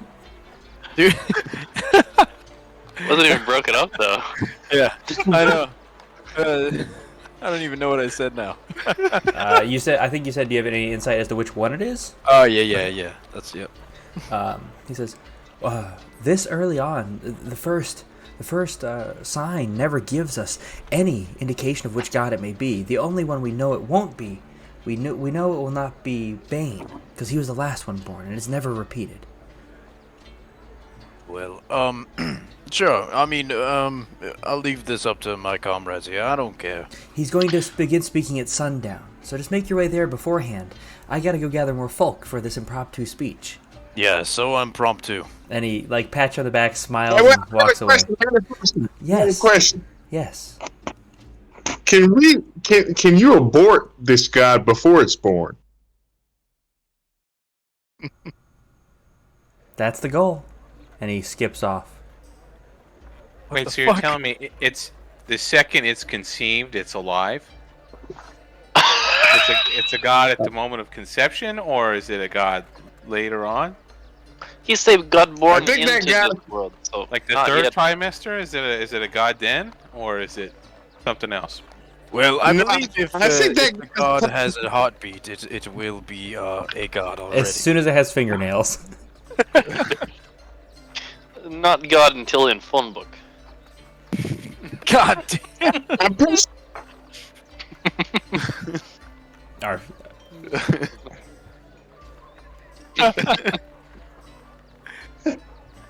Hey Kuzma, do you think this would be a good time for me to kill myself in the center of the party? Oh well, I think it'd be more interesting to go in and speak to Raven Queen. You know, we steal your soul back from her at least once. I'm curious how pissed off she is. Yes, and it's right next to Elistray, so we can make our way there now if you want. You guys really like sticking your dicks in fire, don't you? something about a bell in a forest. Pavel, if you can bring yourself back in front of that speaker, you'll really undermine his speech, and everyone will follow you, and you'll become a god. I'm not quite sure how I come back, but I know I just don't die fully. I mean, I die, but I'm not dead. You All are right. dead. Why don't you just go up there and start speaking? Someone will fucking kill you. Technically, I'm not being born. Alrighty, what are we doing, guys? What is don't know. closer? Is Elistray closer or Santa Claus closer? Santa Claus would be slightly closer. Like, it's one entrance away from the entrance to... Oh, yeah, we can do that. I don't care. Then we can go see Raven Queen and... so you guys are right outside Thera's Dune. It's Thera's Dune, Grumish, Ioun, Raven Queen. So they're all kind of right next to each other conveniently. Yeah, let's go visit Santa. Okay. You guys head to the Grumish district. It's right between the Grumish and the Ioun district. A small little hovel. Very, very plain on the outside. The only thing that marks it is a small white pole with a blue globule of light sitting on top of it. A very small church. As you all enter in, there are 5 people within it. 3 humans, a halfling, and a high elf. They're all just kind of sitting redhead. No, none of them are redheaded. Thank God. Yeah, they're all just sitting around talking to one another. If there was a Globsnorm in here, I probably would have lost it. Do they seem to be members of the church? You said, do they seem to be members of the church? Okay, out of character. Did you, as Yasmorn, ever go to Degarkins? Is that the far north? That's the school. Not of San. No, I only went to my school of Bard. Only school I went to was my Bard school. The one in your backstory. Yeah. Okay, so that's the same one. Okay. So Alright. because you technically didn't go to a bard school, you just learned bardic magic at this university. They admired your tenacity to find this place, and the owner or the teacher of the school took you on and taught you things and allowed you to entertain his students and whatnot. So, Wait, so Yasmorn got a liberal arts degree at like a technical college? he got a liberal arts degree at like Harvard. No. Even worse, I got like a fucking. I got a violin degree at a. Fucking. Yeah, Liberty. I went to. Look, I was halfway through my ITT Tech degree when they shut down. You went to Phoenix University? Yeah. So Yasmorn, you recognize these students as having the symbol of Degarkin's Institute of Disguise on them. It is a very subtle patch that the rest of you all would see just this plain gray patch on their right breast. Yasmorn, you see this very intricate dancing design actually on their left breast on a small shield with spells being cast that eventually spell out the name Degarkin's Institute of Disguise, and it just kind of keeps repeating this really fanciful display, but nobody else can see it. Hey, undergrads, what's that? You guys part of the nerd program? Y'all must remember me, Yasmorn. I used to rock the halls back in the day. Oh yeah? Constantly. Man, I used to break. Man, people used to break dance when I jammed out. They look at each other. One of them pushes his glasses up his nose. Yeah? Let's see you cast Minor Illusion. Oh yeah, I have your spell list. Yeah, if I can't whatever I can't cast, I'll try to cast something so similar that I'll try to trick him into believing, with a little, maybe a little performance, into believing that it's the correct spell. You got Mage Hand. I guess you could make a little. That's for jacking off. That's for if things go south and I just need to jack one of them off. You have Silent Image. So if you want to cast Silent Image, but make a performance check, I can let you do that. Okay, yeah. Alrighty. Oh yeah, easy. Let me pull that one out. And with a 24, as you get a weird look as you kind of hum a tune and begin to create this fanciful display in front of them. And they go, oh, all right. Welcome, brother. How's it going, man? You getting ready to enjoy the snow? Wink, wink. Nudge, nudge. And they literally say that out loud. Oh, yeah, you know.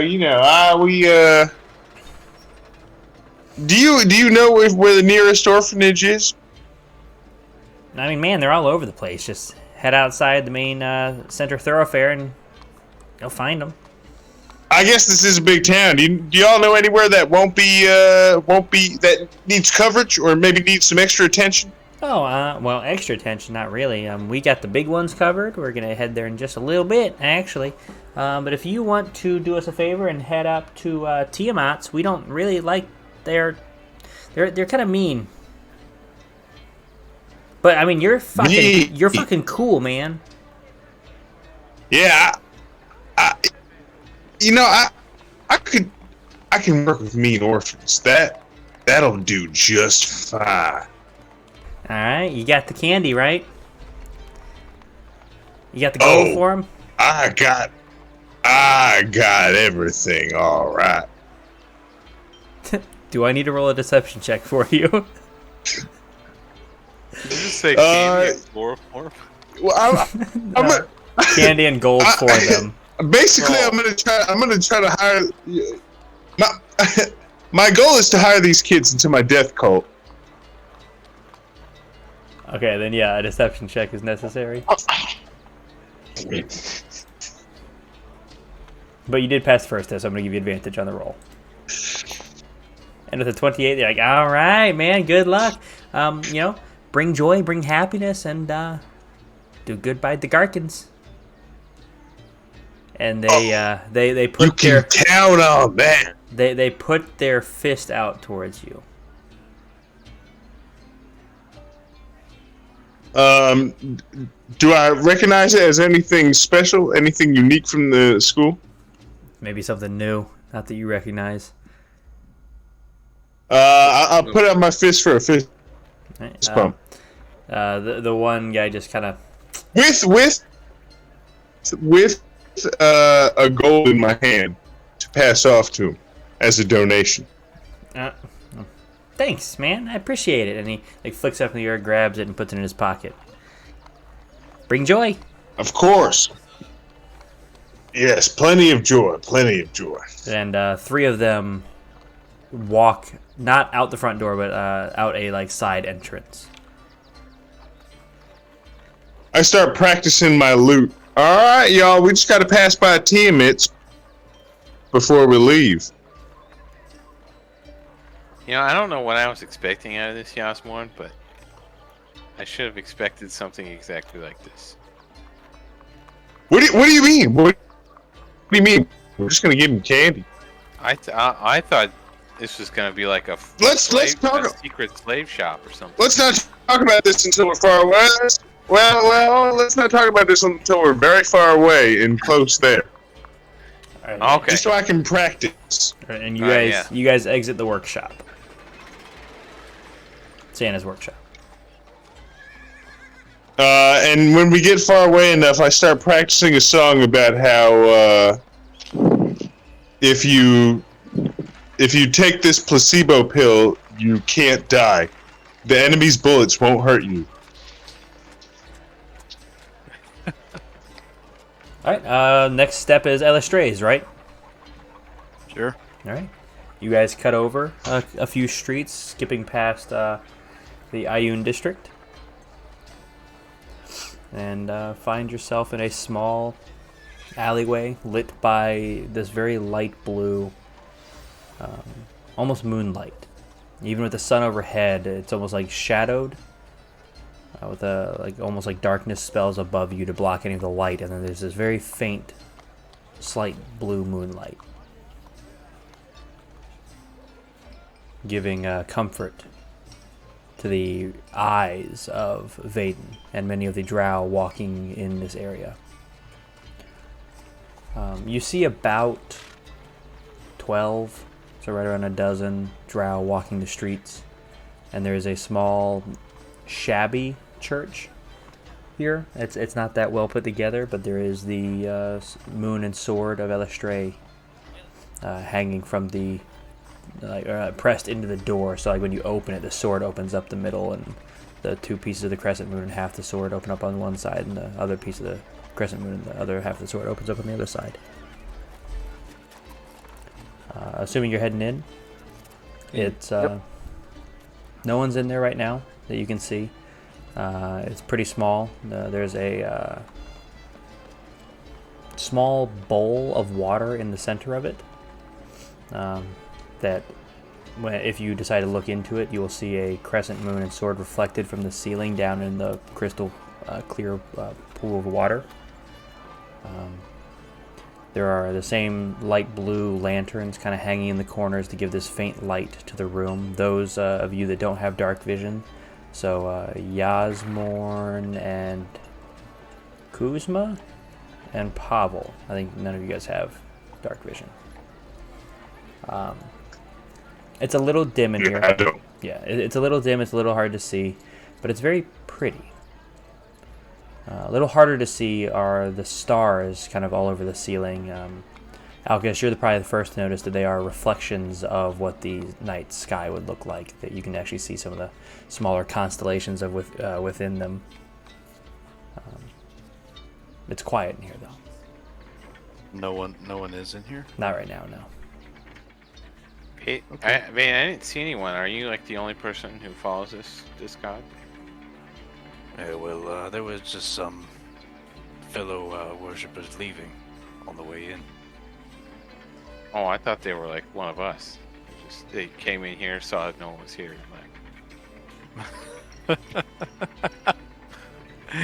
You hear a small chime from the back, not the entrance you guys came in through, and you see this female drow, maybe 6'4", so a little bit tall, a little on the tall side for a female drow, Vaden, but females tend to be the bigger of the drow.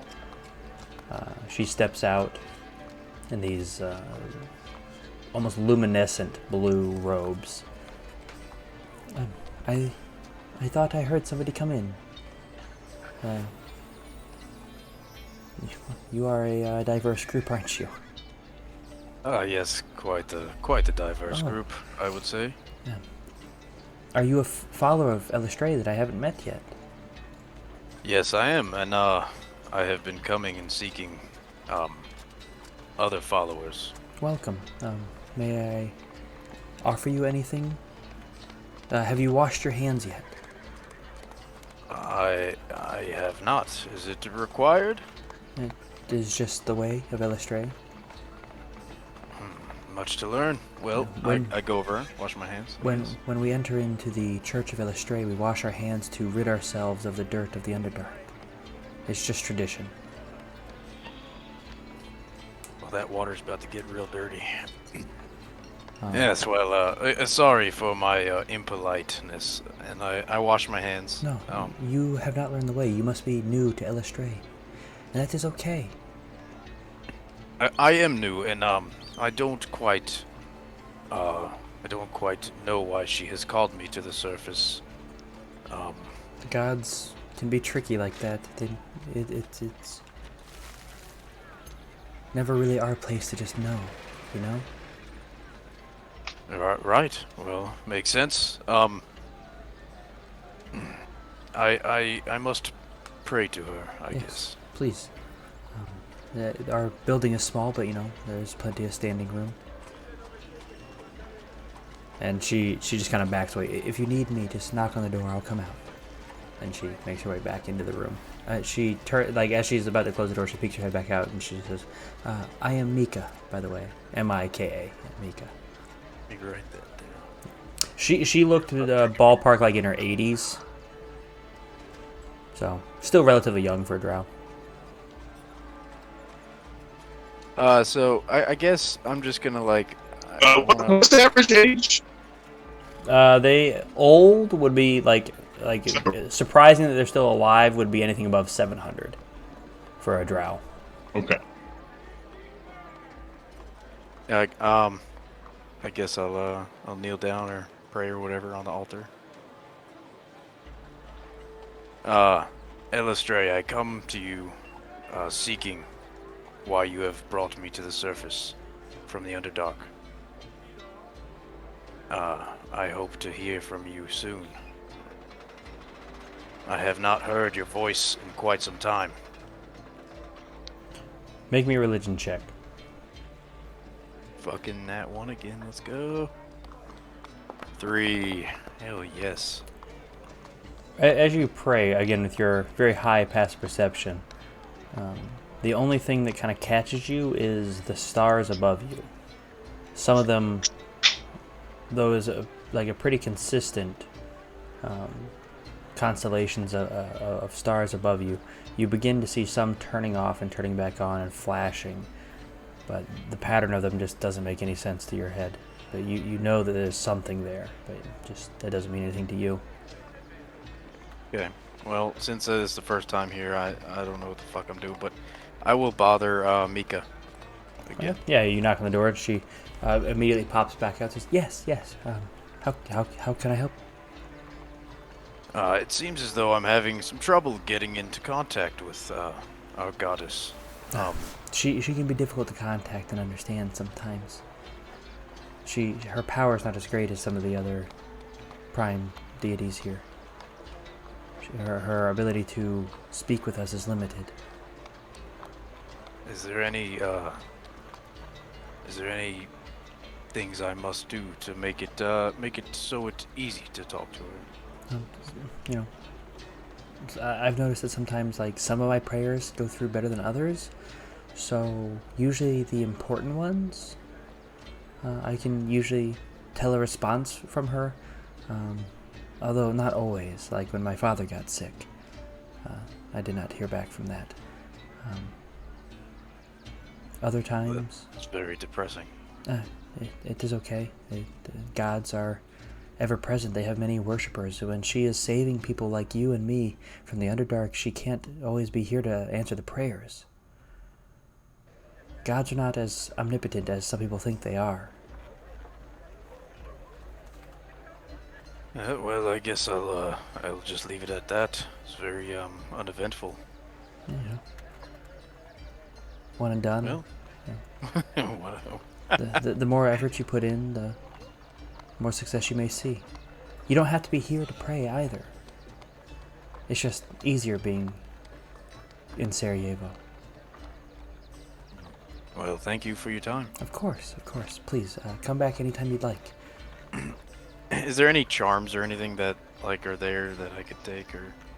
There is a small locket around her neck, but I don't imagine you want to steal from her. But there aren't any just sitting around. Yeah. Okay. Never mind. Yeah. If you want to ask, you're welcome to. If not, it's fine too. Nah. Yeah. I think I'm done there. Alrighty. And you all exit back into the little alleyway of Elestray. Well, that was uneventful. I guess I'll just see what the hell she wants me to do in the future.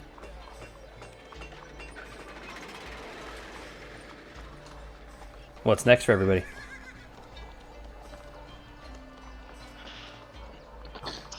Well, we need to set up like a killing station for Pavel. I mean, we can charge people.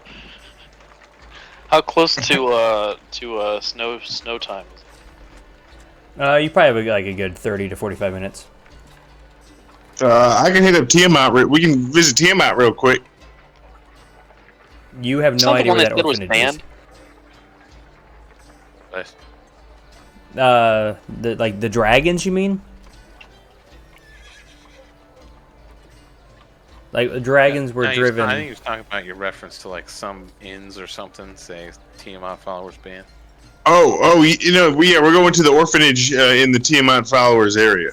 No, it's out in the city. It is the orphanage called the Orphanage of Tiamat.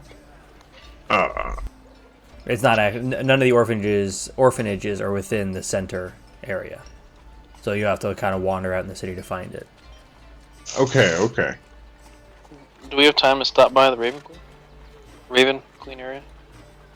Was that graveyard? The graveyard? Yep, that's just one more over.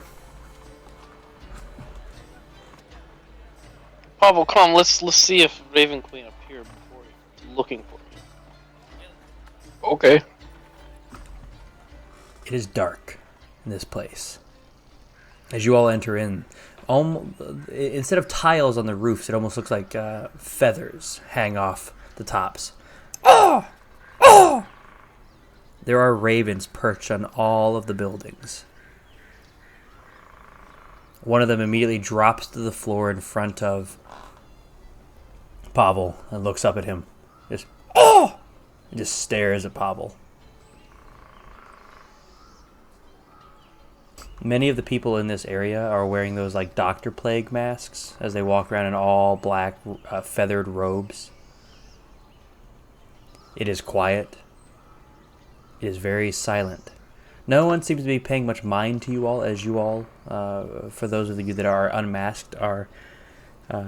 It's a pretty diverse area. You get the occasional looks, especially from the Plague Doctor mask wearing people. They tend to give you guys a long up and down. But those who are unmasked don't pay you much mind. And there's just this raven plopped on the floor in front of Pavel, cawing up at him. Following? As we move along. If you all continue to walk, yeah, it'll hop for a little bit, and if you guys get more than about 10 feet away, it'll fly and then land in front of Pavel and keep following him. I'm gonna take off my button boots and hide him somewhere. I know I got some shiny buttons on here. Can I talk to the Raven? Sure. Why you like this bugbear?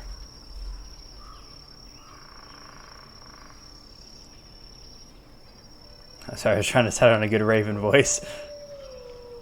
He is special. Sounds like it. He is wanted. Wanted by Raven Queen.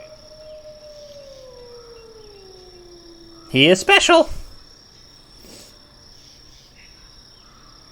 He has died.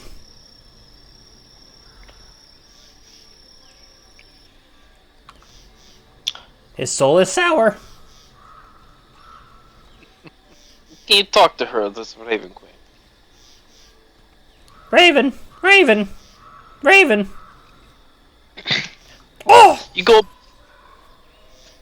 back and tell her. He is still mine. He is not ready to pass. He is special. Da. Soul is sour. Go on. Oh! Play off. Oh! Get off. Make an intimidation check if you're trying to scare it off of him. If I could hear that, I'd be like dancing behind Pop. You will never get this. You will never get this. As you go to like brush it away, it flies and lands on the edge of your mustache, just staring over at Pavel. Shits on your shoulder and then hops back to the floor. Oh! Pavel, I never suggest you hurt an animal, but if you want to kick this raven, you may. I'd like to try and hit it with my rapier. He said, "Kick it." Yeah. All right, go for it. I gotta look up a Raven stats real quick. Let me put a Raven on the board real quick so you have something to target. I just froze. We're gonna end up killing one of their sacred animals. It's not sacred. Death bird. To them, it might be. It's right above your character, Pavel. Whenever you get back in, no Yeah. rush. Looking at that HP, boy. 1 HP, baby. I pray that you miss.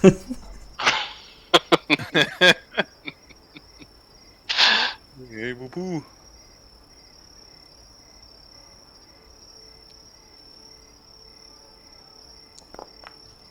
That hits.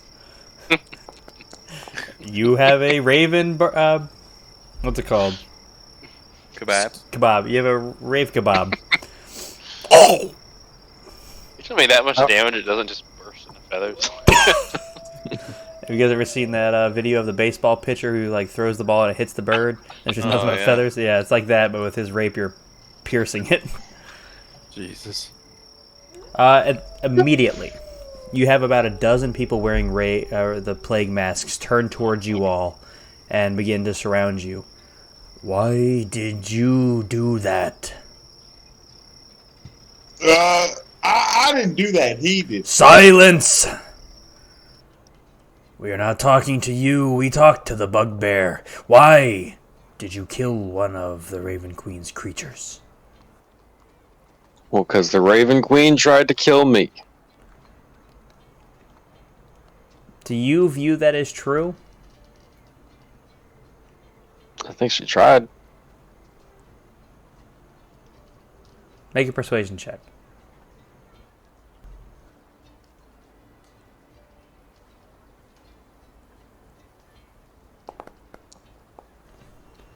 Liar! Liar! The bird shat on his friend's shoulder and then he stabbed it to feathers.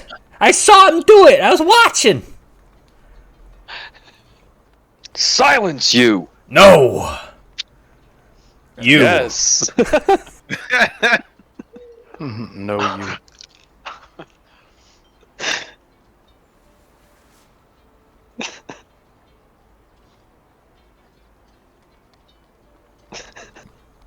You have offended the Raven Queen by killing one of her creatures. No! The Raven Queen try to take his life once. You life for life. You take it again. Where is my bird, then? Your bugbear walks. If the Raven Queen wanted his soul, she would have it. Yeah, this net. Quickly, I kick him. I kick him in the leg. Look, now he's not walking. On his punk ass. You kick who in the leg? I kick Pablo in the leg. Right in the back of the leg. Pablo, trying to knock him down on the ground real quick. Pablo, to get retribution. Pablo, does a 15 hit you? No. You go to kick him in the leg and he just kind of moves his leg out of the way. You should have stayed in that fucking class, Yasmorn. You have offended the Raven Queen. You must pay a penance. Life for life. There is no life for life. When people die, the Raven Queen takes their soul and leads them to Elysium forever, so they can be in peace and harmony with the rest of their existence. Interrupting that does not give you the right to take the soul of a creature in our district.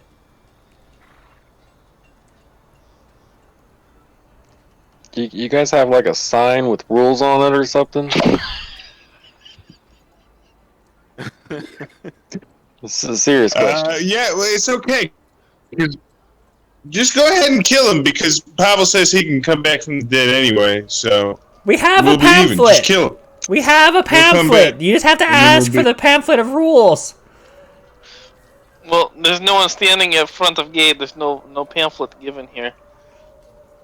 The penance must be paid.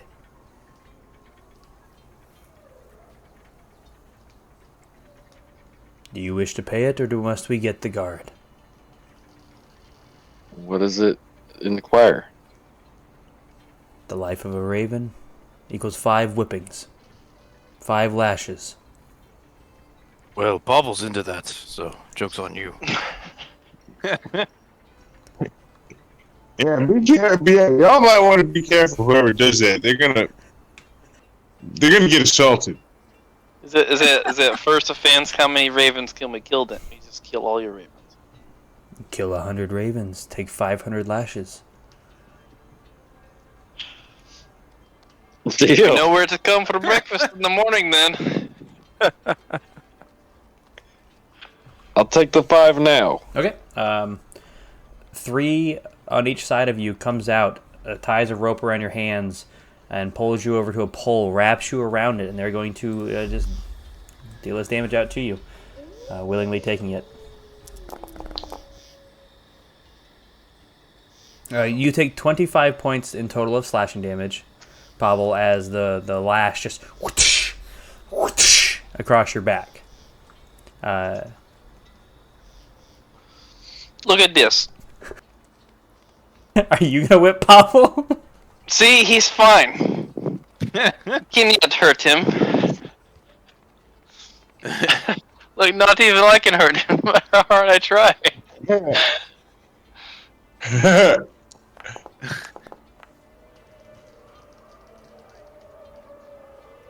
Pavel, Wait, are you aroused right now, Yasmorn? Ah, again! he turns Quick, around. Yasmorn, start jacking him up. He turns. I got it. I'll do it.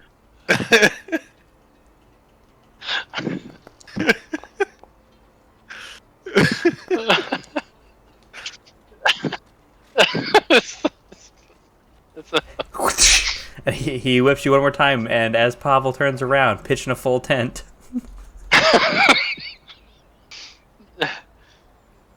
Alrighty. Do you guys mind tying me up? I want to get 5 more. That's a free kill right there.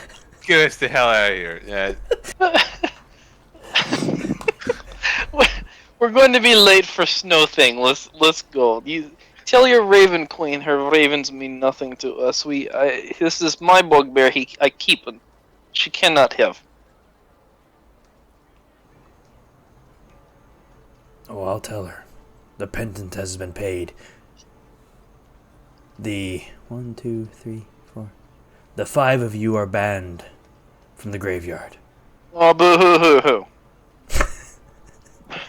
They're banned from anywhere that's not the graveyard. Ha! Wait, I'm banned from the graveyard? Yep, you're with them. Wait, I'm banned? You're with them. Fuck. Everybody except for Alchemist, because he's a construct. Alchemist, get in there and go kill me 10 birds. Robot So- assault.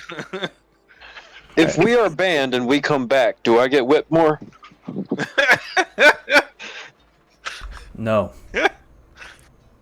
I like now you turn on your camera. Okay, no. No. If you come back, you will be arrested by the city guard.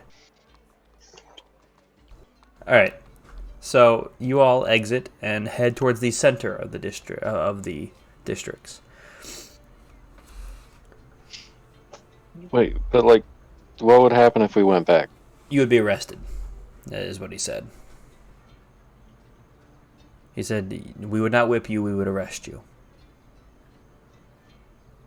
Come, Pavel. Let's see what this snow is about. I already did back there.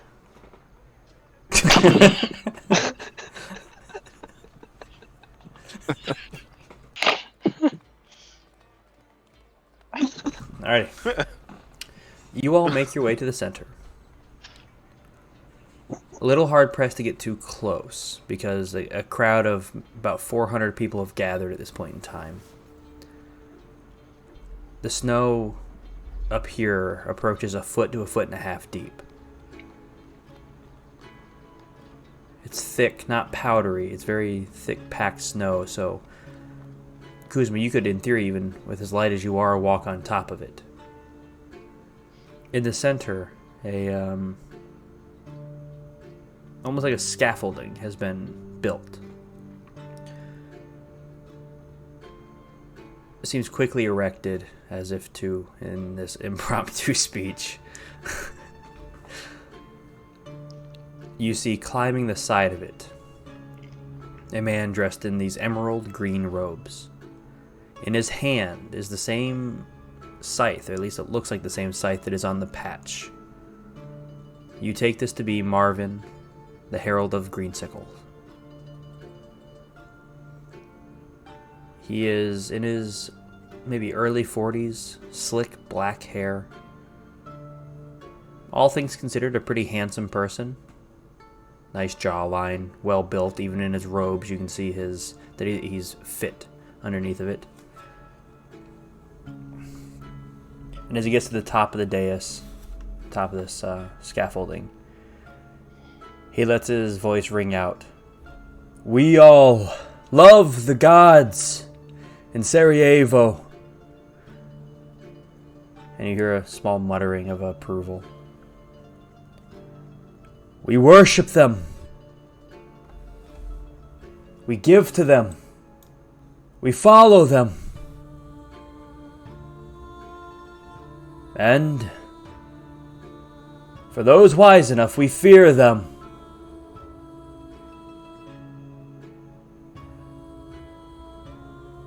The gods look down on us mortals. Not in an unfavorable way. But they are gods and we are not.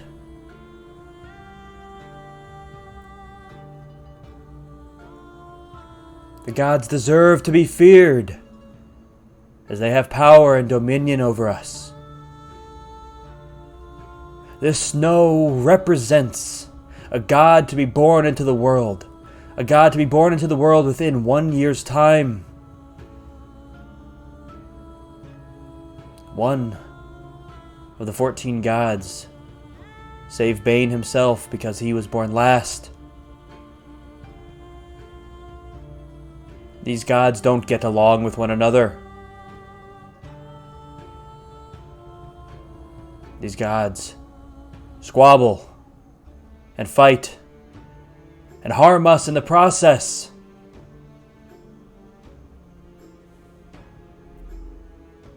Gods have destroyed much. They have destroyed so much. Wars have been waged between the gods. Wars that led to more deaths than there are people alive today.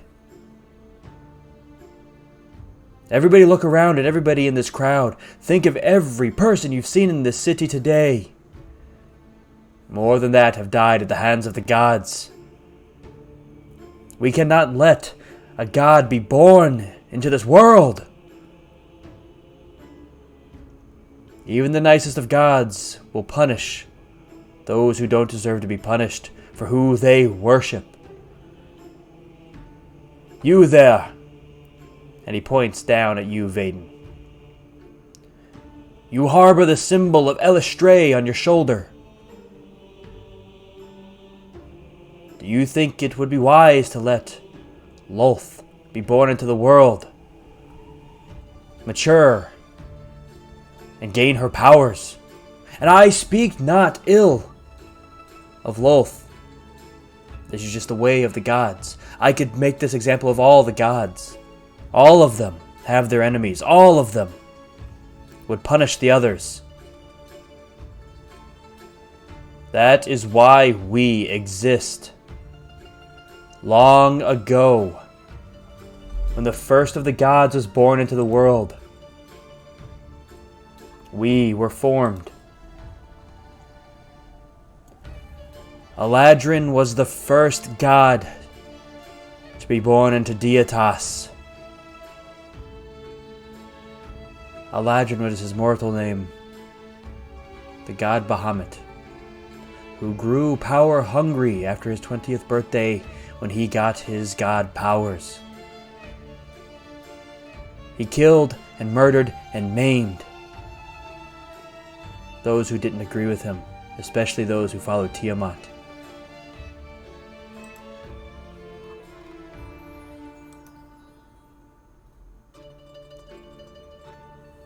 This is why we exist. My title, the Herald of Greensicle. I am named after Herald Greensicle, the founder of the Abbots of Foresight.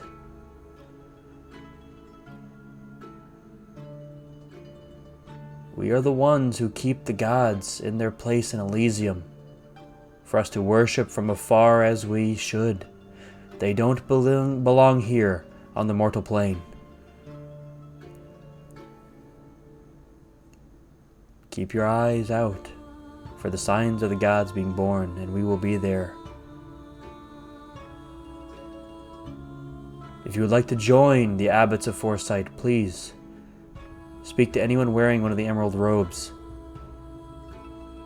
And if you'd like to make a donation, we have baskets going around. We need provisions and food and armor for the hunt ahead. Keep your worshipping safe. Support the Abbots of Foresight. Praise be to all religions. And it begins to get off the dais.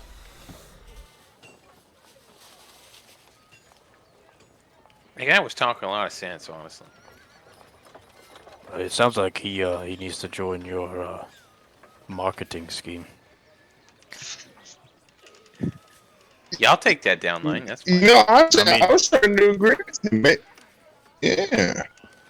Well, he needs money, so maybe he should join the There is a Dune church. You know, it seems like all these church people, all they want is money. Yeah, I mean, it's like, give me money, I don't want to work. That's all I heard from him the whole time. At this point in time, a young half-elf, maybe about 30 to 40, passes by with a basket out wearing one of these emerald robes. Would you like to donate to the Abbots of Foresight? Oh, you're giving away money, I see, and I reach into the basket. Make a dexterity check. We're kind of seeing who's faster here as he pulls the basket away from you. Yeah, sure. Oh yeah, you grab like 6 coins out of there. We hear speech, money me, money now. Needing me and money now. Me a money needing a lot right now. That money's not for taking, sir. Oh, well, you would just just carrying it around with your hands out. I quite literally said, would you like to make a donation to the Abbots of Foresight? Oh, sorry, I'm hard of hearing. I got this guy in my ear all day, you know. I No. point at Mendicus. Yeah, wait a second. You have the god of foresight, and you couldn't. You worship the god of foresight, and you couldn't even tell he was about to take money at that. They cut off my foresight when I was a little kid. No, Mendicus. That's foreskin, Mendicus. Oh, sorry. Yes. You really like sticking your dick in fire, don't you? Actually, I was thinking about what does it take to join your little group? I throw the coins back at him. By the way. Ow! And he picks up the one copper that hit the ground. Yeah, my donation is giving your money back. Shakes his head at you. If you want to if you would like to join the Abbots of Foresight, all you have to do is pledge your loyalty to the Herald of Greensicle and join in the hunt. I was kind of hoping for a no commitment option, where I could do whatever I wanted, and then if it worked out, then I would get like a promotion and get paid a whole bunch of money, but I still wouldn't have to swear allegiance to anyone. He rolls his eyes at you and just walks away. Wait. So we're joining the hunt. You say the hunt for gods, for mortal gods. He turns around, says, "We are on the hunt, looking for the other tellings that where and when the god will be born, and which one. We will find it and kill it." Right, and how do you plan to do this? How do you plan to kill a god? With Marvin's scythe. Oh, so he has a special scythe then. Has he killed before? He has killed 2 gods before. Did you see it Which with your own eyes? No, I only saw him murder Bane. Do you know the other? Cord. Isn't Bane following us around right now? The shadow of Bane is. Oh, the shadow of Bane. Okay. It's like a liar. Well, I will join your ranks only if I get the scythe. The only one that wields the scythe is the Herald himself. Learn your place. Can I want to create a weapon and make it look exactly like his scythe. Like this one right here? We have our own scythe. We killed many more gods than your guy. Well, then get a good following. We don't need it. I'm already And working on it. We don't need to beg for money. He points at Mendicus. He's like, As he "Are you says, joking? That guy doesn't beg for money." Y'all hear me begging for money. Yeah, as he says that, I'm begging for money behind him loudly. Alright. And that guy just annoyedly walks away. Outcast, Pavel, y'all want to do anything? Spare change. Hey, I whispered you something.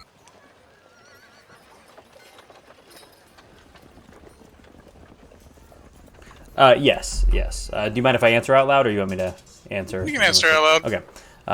Yeah, he asked me if the rebirth of the gods was happening before he was alive. Yes. The first epoch began. Year 0 is the birth of Eladrin Bahamut. So yeah, this has been happening for a very, very, very long time.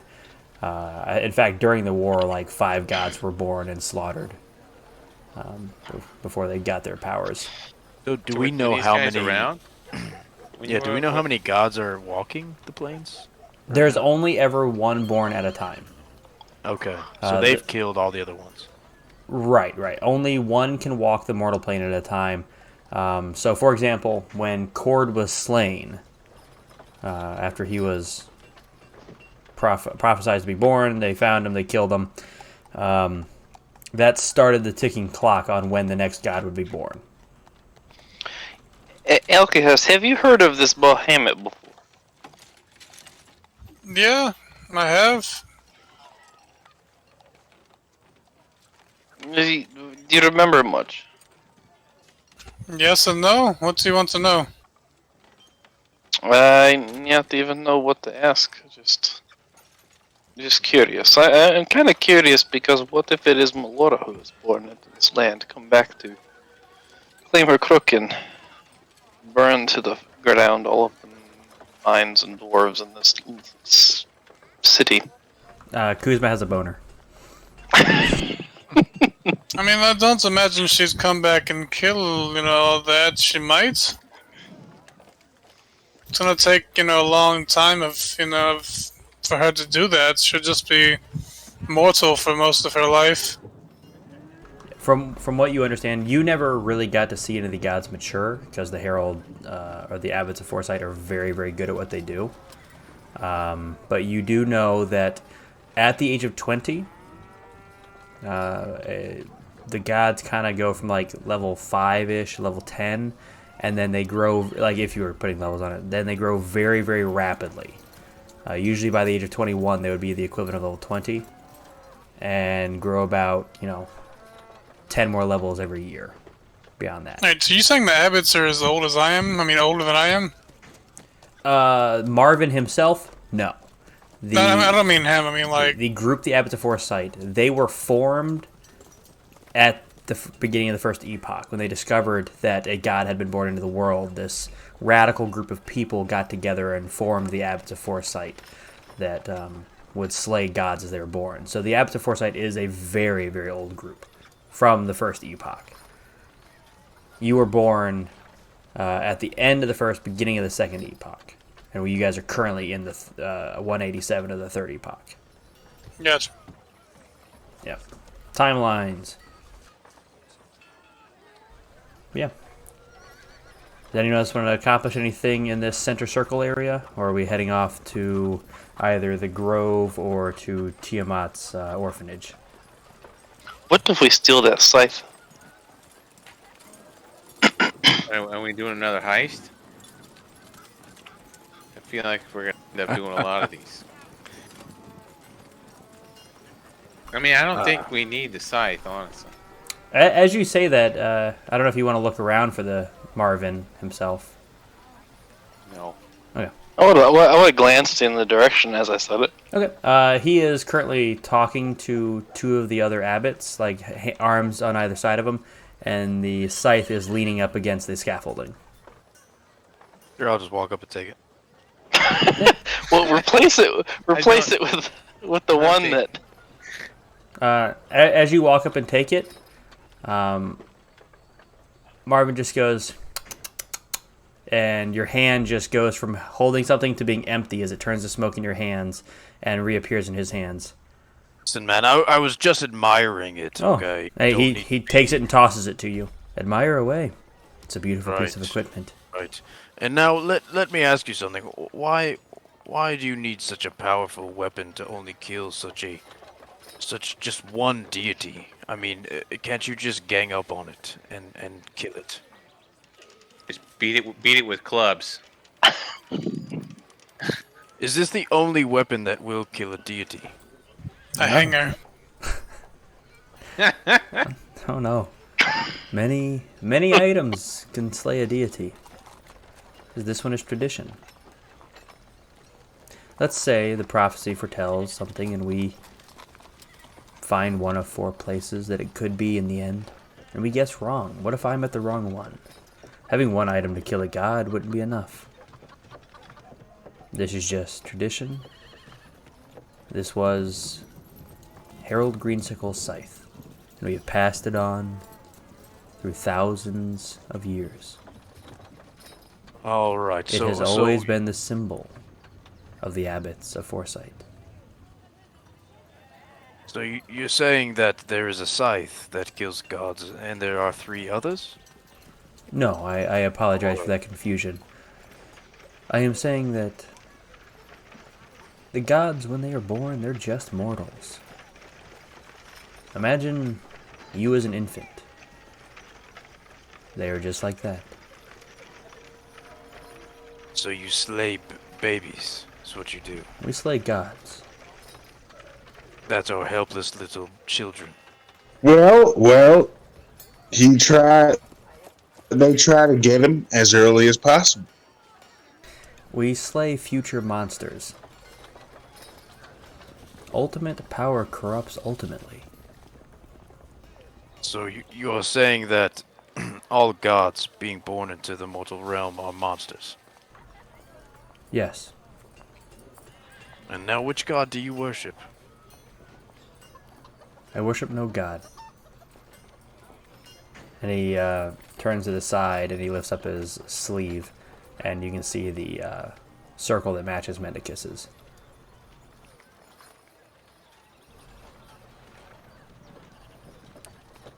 All gods exist.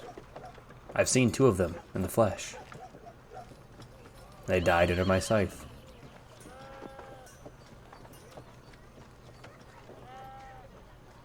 And as he says that, he extends his hand back for his scythe, and it just vanishes from your hand and reappears back in his hand.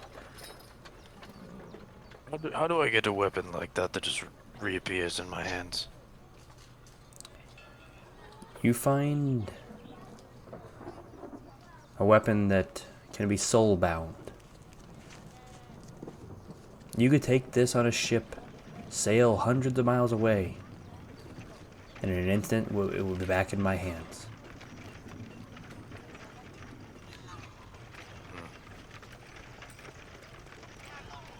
Have a good one. Please feel free to make a donation or even join the hunt.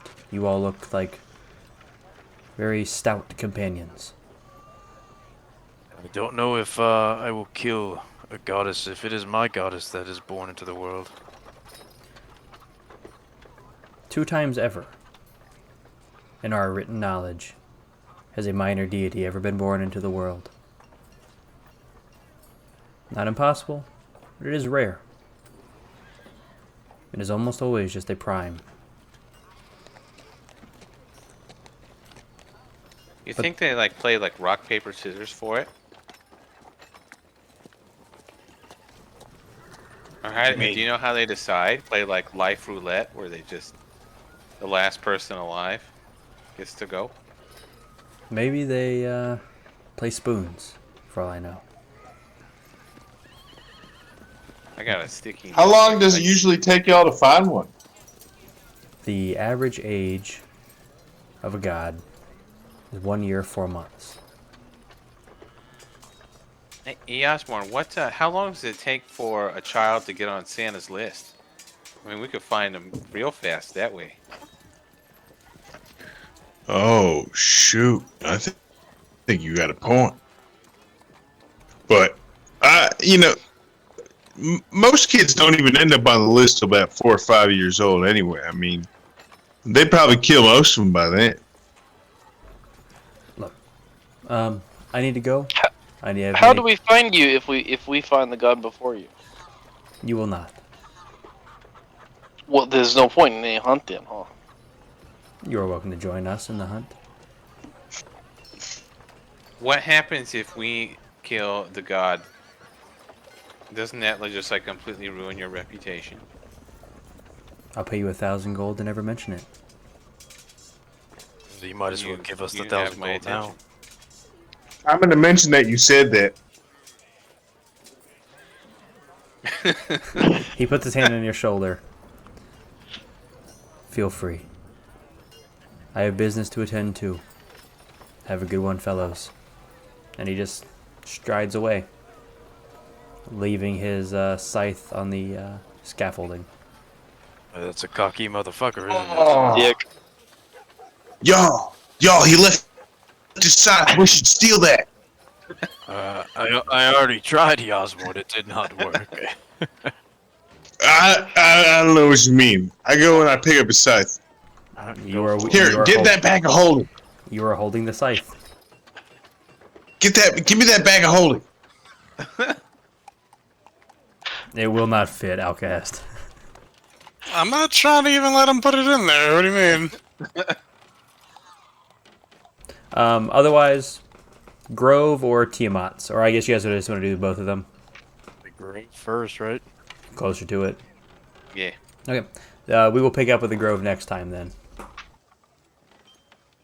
And that's where we're going to end tonight's episode of The Essence of Deitas on All Natural. Thank you for joining us. Please join us next week for our next episode. You can catch us live at twitch.tv/awhile at 7 p.m. Eastern Standard. We're on YouTube, Spotify, or many other podcasting locations. Just search All Natural.